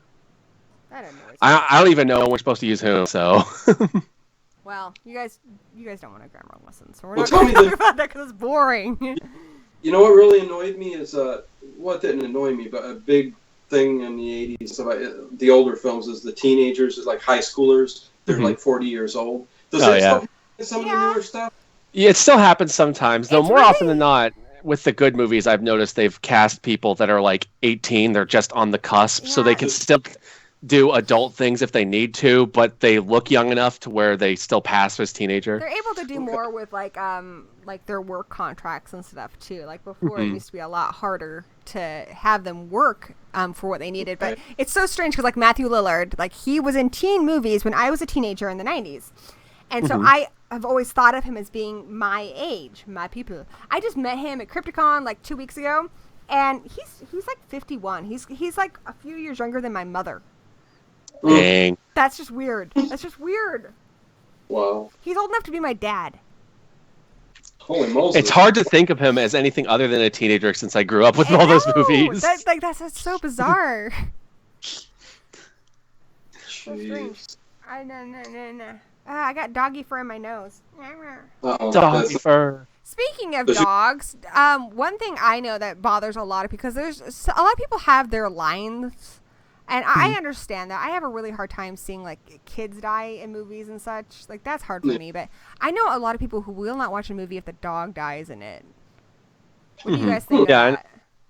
Oh, well, I mean, everyone has their limits, I think, and that's okay. I only have problems when people try to push their limits upon me. Like when people start demanding that dogs can't die in movies anymore, now I have a problem because sometimes it's appropriate for a dog to die. Absolutely. Good example. What about the end of Cujo? You don't want Cujo to die? Exactly. I always thought the Hills Have Eyes handled the dog thing really well. Yeah. Pet Sematary as well. I mean, doesn't mean I like it necessarily, but I mean, it makes sense. I mean, they say serial killers usually start with animals. Like, it makes sense the animal's probably going to die. And I even accept that the kid needs to die sometimes. Again, Pet Sematary. It's hard for me to watch, but that doesn't mean I don't think it should be in movies anymore. Mm-hmm. Rape revenge movies are hard for me to watch. I'm a woman, but I still watch them. Just because something's hard for me to watch doesn't mean it's not a good movie or a good movie for me to watch even. It just means it's not good art. Things should be hard for you. I mean, if it's horror, it should challenge you. It should make you uncomfortable. Everybody's got their own thing that they like. Can I see how cute my dog is? Look at that. He's adorable. Does your dog sleep under... He's a little dog. Does he sleep under the covers all the time? He usually likes to sleep by my feet and watch the door. Like he's on guard. I've got a dog who wants under the covers all the time. I'm like... It's the oddest thing. Oh my god, my cat is so scary. Our cat is not allowed in our room because we're allergic. It's my son's cat. But if he gets in there, he likes to burrow under the covers, and so sometimes I don't know that he's snuck in there. And there's been a couple times where I've rolled over, and his like little orange cat face pops out. I'm like, holy shit! Real life cat jump scare! You know what I do? I got a 3-legged cat. You have a 3-legged cat? Yeah, he's a black cat with 3 legs, and 2 in the front, 1 in the back. When he was a kitten, when we got him, he fell off he somehow jumped up on the windowsill, fell off, and hit right on the side, the corner, and shattered his hip. And they wanted to put him down and kill him, because of it was going to cost like $4,000 to reconfigure his hip. Oh, jeez, yeah. I'm like, you got to be kidding me. So the kid's crying and stuff like that, and I'm like, are you kidding? There's nothing else you can do. Well, we can chop up. Well, okay, thanks for telling me. At least take his leg off if it's going to cost. And they did it for nothing, which is the good part of it. I'm like, thank you. I don't have to. So as long as the little guy gets to live, Yeah, so I have a ferret, and very muscular on the front. I love my ferret, but I have to say they're not easy animals because they are prone to tumors. And 2 of our ferrets already died of cancer. And we have 1 left, Professor Xavier, but he's gotten 3 tumors, and it's to get the tumor diagnosed is like $300, and it's $300 to get it removed. So we've gotten them removed, but I've had people be like, "You had surgery on your ferret," which, for starters, ferrets are like expensive animals to buy anyway. I feel like when you adopt an animal, you are making a promise to them that you will do everything in your power to. Take care of them. And if somebody adopted me and they didn't get my tumor removed, I'd be pretty. She's sick. Let's get rid of her. Let's just put her down. Yep. Oh man. Yikes. Actually, now I think about it, something that I would like to see return to movies, especially horror movies, is it's actually building upon what you were saying earlier, Gory, about horror movies over color correcting. I would like to see less over color correcting and more and a return to using color gels in actual lighting. Because like movies that have come out recently, like The Guest, that use that really colorful lighting, I miss that. That looks beautiful, like that kind of Bava-esque color schemes. It's just I love that. I did Jess's home. There you go. Let's not computerize everything and make things all exactly. Because because we can do things with computers doesn't mean we should. Right. Exactly. God, one of the worst. I just had a Hellraiser marathon recently because sometimes I get into a kick and I'm like, you know what? I'm gonna watch this whole franchise over again. Hooah! How do you get past like? Once you get to the ones where they literally just have scripts lying around and just slap Pinhead in them. Okay, but the worst one that I hadn't actually seen before, I just watched it recently, was Hellworld. And I was like, Lance Henriksen. Oh God, Hellworld. It can't be that bad. Oh, it can be. There's a scene where Lance Henriksen, I'm not going to spoil it for you because I don't want you to see it. That movie's awful. He gets cut in half and it is the worst CGI. I'm just like, that's YouTube bad. Like, even if I did that in a sketch on YouTube, it would be bad. And we had a sketch once, we had a moving bullet hole. Like, it's bad. It looks terrible. And that movie is only a Hellraiser movie for 5 minutes at the end. And then the rest of it's just a pointless exercise in futility. Some of them kind of work. The one... I love Pinhead. What is it called? Oh, I like Inferno, with the cop. Yeah, that one works. I mean, it wasn't written as a Hellraiser movie. That one was actually directed by the guy who ended up directing Doctor Strange and Exorcism of Emily Rose. That's why it's good. It was a good guy who actually knows what he's doing. And you got the guy from Nightbreed in it, so that was cool. But that was another case where he had written a separate script, was hired on to make that script. The producer said, turn it into a Hellraiser movie. So that's what happened. Yeah, all been like that. But then, you know what? Revelations was written as a Hellraiser movie, and that fucking sucks all the time. Hellraiser, yeah, Revelations is dog shit. It is all the dicks being sucked at once. It's so bad. I'm so sorry. That's like so much bad language. I'm so sorry. Well, and that's why I hated that they just kept... Ad revenue gone. I talked to Doug Bradley recently, actually, because he was at Crypticon, and I was asking, like, what if he's open to the idea of playing Pinhead again, like, what it would take. And, you know, he obviously said what you expect, like, a good script and stuff, but I was like, how would you feel if they made the Scarlet Gospels, which is the Clive Barker book, that it ties a lot of his characters together. You've got the character from... God damn, why doesn't my brain work right now? His detective characters in it. A lot of his characters are tied together in the Scarlet Gospels. And, of course... The guy from Lord of Illusions? Yes! Yes, yeah. I know what you're talking about. It's all kind of tied together. It's a really cool story, and it's got Pinhead in it, and it's just an awesome end. And he said, absolutely, he wants to see a movie of that, and he wants to play his character in that. So, that would be cool. Somebody has to write the script and do it properly, and they're not going to do it. You know what's really funny, though, is... I asked him, I was like, out of curiosity, because I'm always curious. I was like, what's your favorite, not the first one, your favorite Hellraiser sequel? And he said Part 3, and I personally think that one is kind of dog shit. Like, Hell on Earth? For me, it's better than 4, but that's not saying much. I like 4. I thought 4 was pretty good. It's not perfect, but what bothered me about 3, I like the fun stuff in it. I mean, I'm a 90s kid. But I don't like how Pinhead acts in it. He acts more like a Freddy Krueger villain. With it's very out of character. And I think he's so much scarier when he acts like he's like a god. That he's so above you that he's not going to even make a joke. Like, you know, like he's so... I don't know. He lost a lot of his, you know, Hellraiser to me is a lot like the Alien franchise, where it's really only the first 2 movies, and then everything else I can take or leave. Same here. And I am a very big Pinhead fan. I love that to death. Are there franchises you guys want to see more? Like, you know, they make another of this movie, you are there, you don't give a crap. Like, who's making it or anything? If it's bad or good? I'm definitely going to be there for Saw. It's probably going to be dog shit, but I'll be there. God, they have... I can't even, like, really... It's like I can tell you about... Like, if someone asked me, like, Gory, would you tell me about the Saw movies? Or, you know, if Law's like, Mom, tell me about Saw. I could tell him about 1, 2, and 3. And then after that, I can tell you kind of stuff that happens, but I could not tell you what fucking movie it happened in. They all blur together for me. Yeah. After 3, 4 on blur into one giant movie. Like, it's really bad that way. I really enjoyed most of the Alien movies, actually. The whole franchise, actually, that's one franchise that I can pretty much enjoy just about every movie. So, I mean... Rock on. They're all right. I don't like Prometheus, and, I mean, Danny really liked Covenant, but I think the Aliens... I can't... I don't know. There's something so cover your ears if you don't want to hear this. But, I think the aliens were scarier when they were these creatures we didn't know anything about in space, and to find out that they're creations... which I mean we kind of found out about in Prometheus. It's not as scary to me. No. It's especially frustrating for me given who they explain created them. Yeah. That really pissed me off. That really annoyed me because then they're not aliens anymore. Danny kind of explained it in a way like why he enjoyed it, like how something we created, and I think that is interesting. But if we created it, it's not an alien.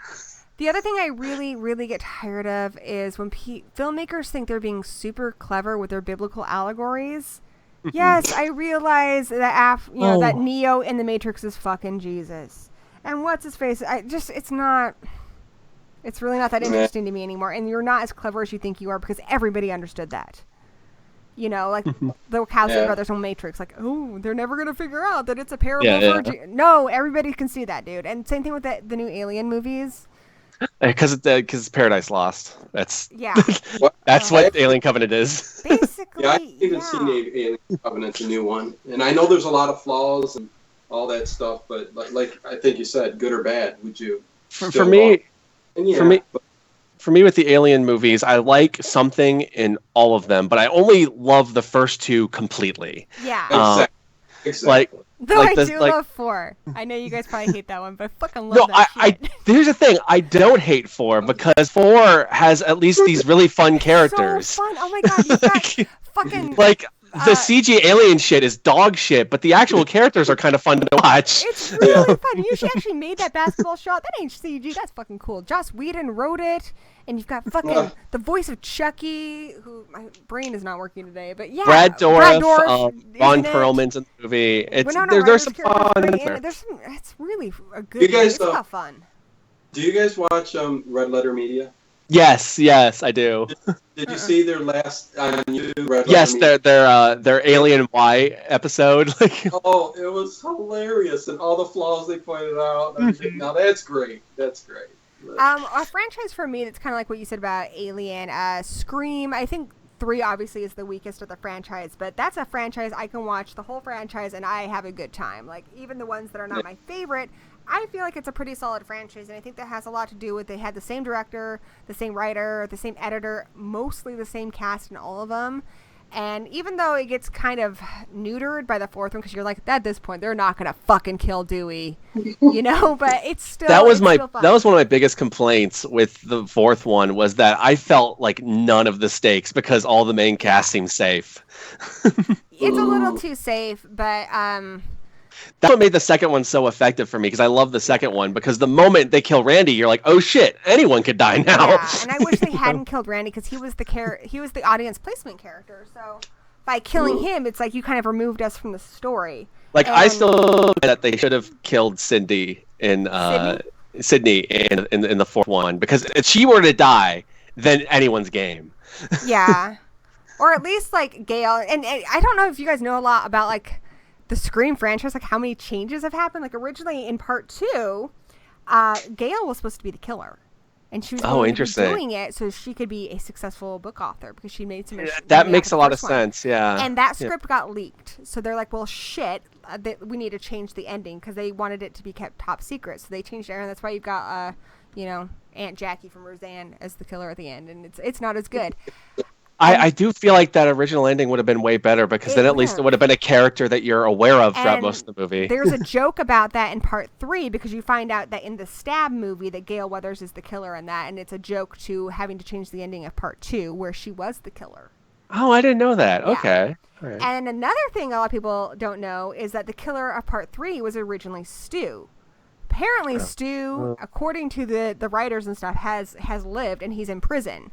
And they didn't know that amongst the surviving group. I got puppy hair up my nose, but they didn't know that. And so Stu, in part 3, you were going to find out that he was masterminding a whole new slew of killings from prison, which is cool because I've always had a theory about Scream where, in part 1 where he says, like, why'd you do it? And he says peer pressure. Like, I don't think so. I think that was a cover because the first person they killed and the most brutal killing in that movie is his ex-girlfriend who left him for Steve. They also kill his current girlfriend, and right before he tries to kill Sydney, he says he's always had a thing for her.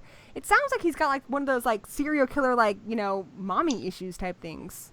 Well, my only question with that would be since the killings, the murders are so popular or so famous in that world that they're literally making movies about it by the second movie, then wouldn't his trial before him going to jail be very public? I would imagine so, and I don't know how that would work. And wouldn't they all be brought up as witnesses? I imagine maybe they'd probably pull like a kind of a protection thing or whatever.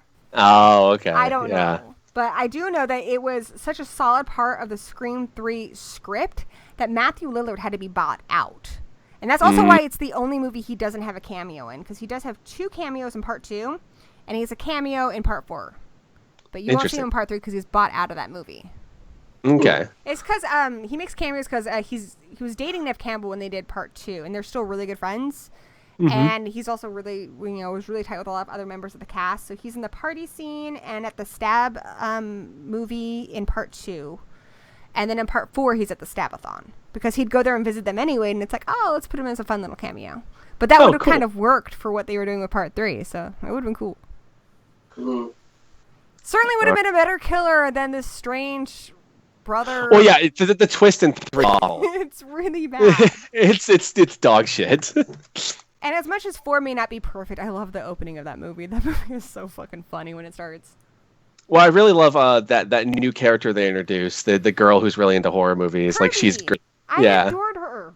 Like I really do feel like if they killed Sydney and then made her the main character for the rest of the movie, that would have made the movie for me. I was so sad when they killed Kirby because I was like, they basically, and it's really hard to replace a character that people love, but she worked as a great newer like Randy character. Mm-hmm. And I mean, it's part 4, and I don't want there to be any more Scream movies anyway now that we don't have Wes Craven. But I really wanted her to live. She was so cool, and she was like doing so good, like getting all the questions right. And I'm just like, God damn, she's awesome. She was so cool. I had like the biggest girl crush on her. She's awesome. And it also was frustrating because when she died, I realized, all the main cast are gonna live, and all the new characters are gonna die. Yeah, okay. So frustrating. So frustrating. I would have really liked to see, and I would have also liked to see her maybe figure it out. Mm-hmm. Because she was so clever. Yep. Do you have more decade questions? I think I'm out of questions. Yeah, well, it's midnight here. I was gonna say that I might want to. Well, let's wrap it up. Alrighty then. For having me, Gory, and Josh, nice seeing you and talking. This was awesome. Yeah, I had a lot of fun hanging out with you guys and just talking about horror movies. Hell yeah, that's what I love to do. Like the sun has set during the course of this stream. It's like dark here.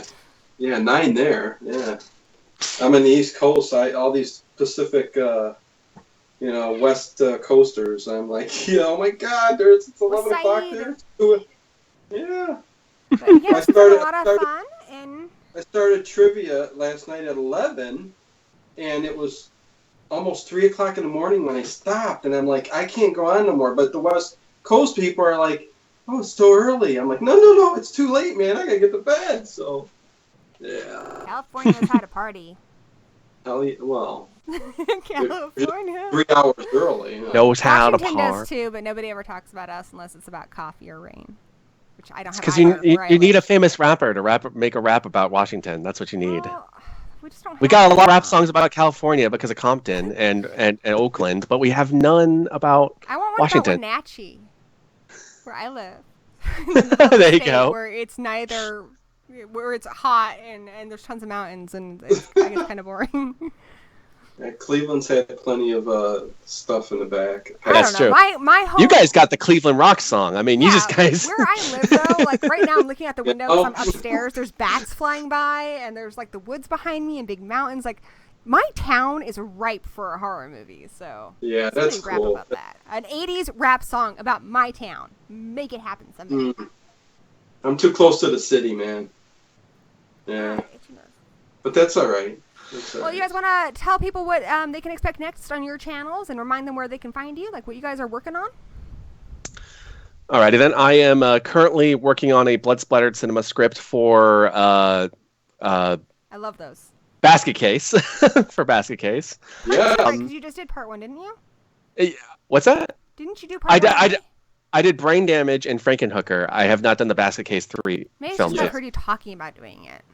Yeah, I've been talking about doing it for a while because I've been working on it for a while.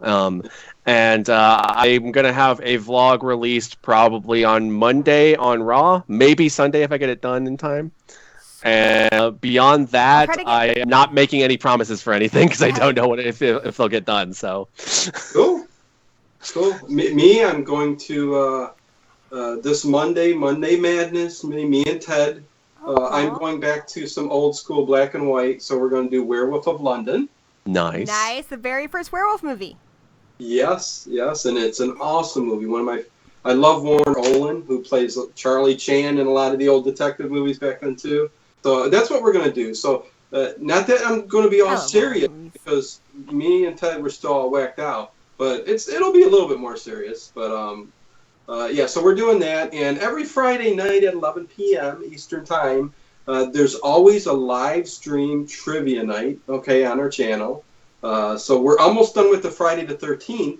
As soon as I'm done with that, I'm going to do Monster Squad. Do the math and figure out what that is my time. Would you say 11 p.m.?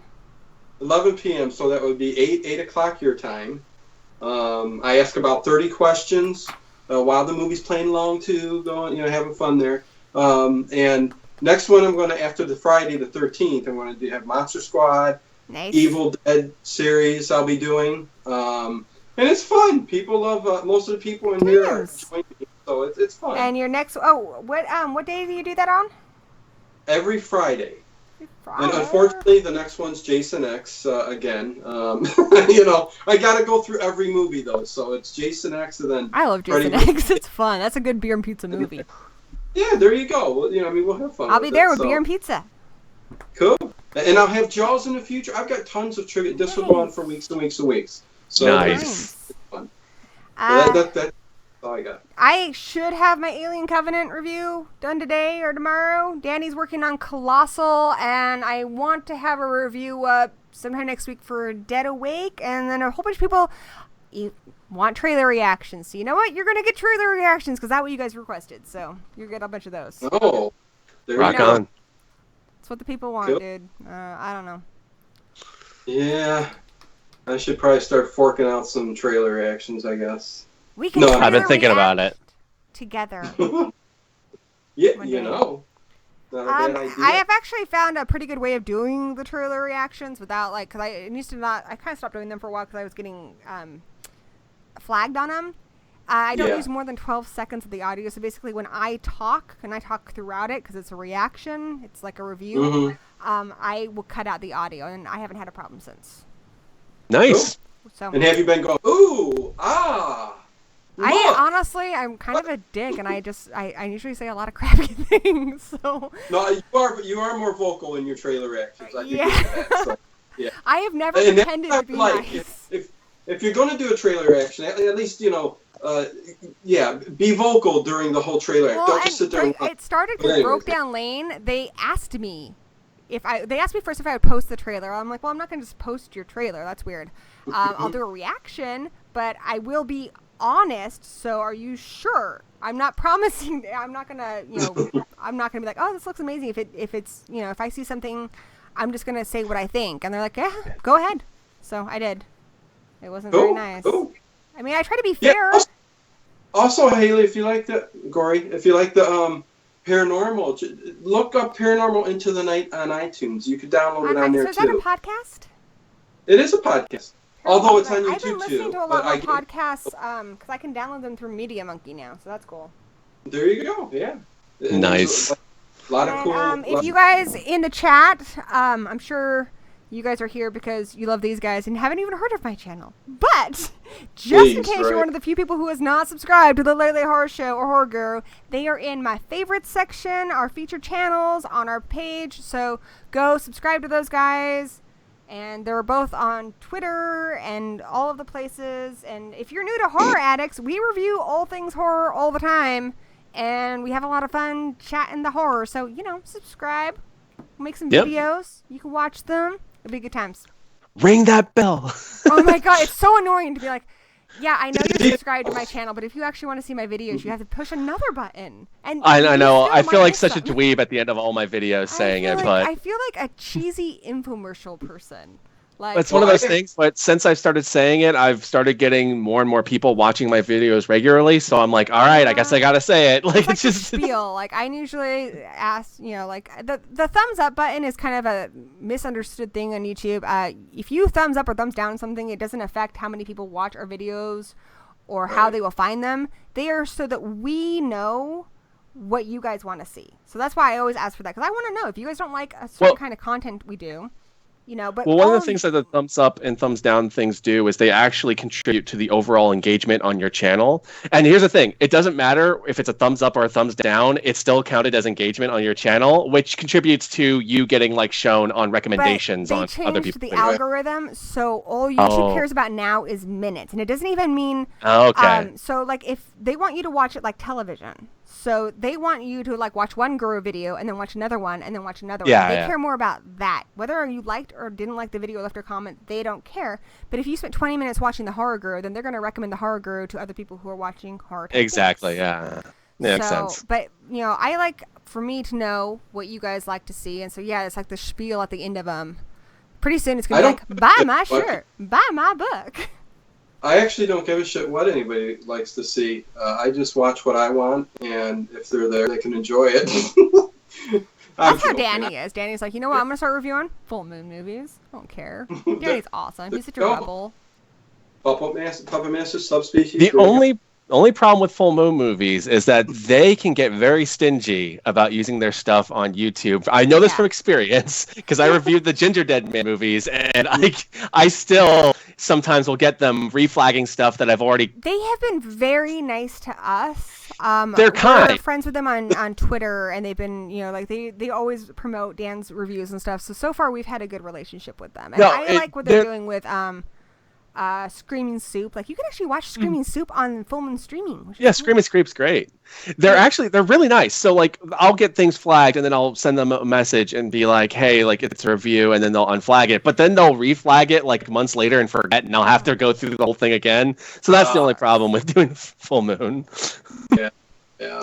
And I'm pretty sure it's not them, it's whatever automatic bot things. And I want to test out that Riff TV thing. So if you guys are interested and you guys want to, I don't know, riff a movie. I'll check it out. I don't know. That's something I might be trying out soon. Maybe I'll do that. I don't know. Later tonight. I have the house to myself. It's so weird.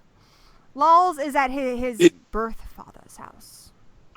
There you go. And Danny's at work.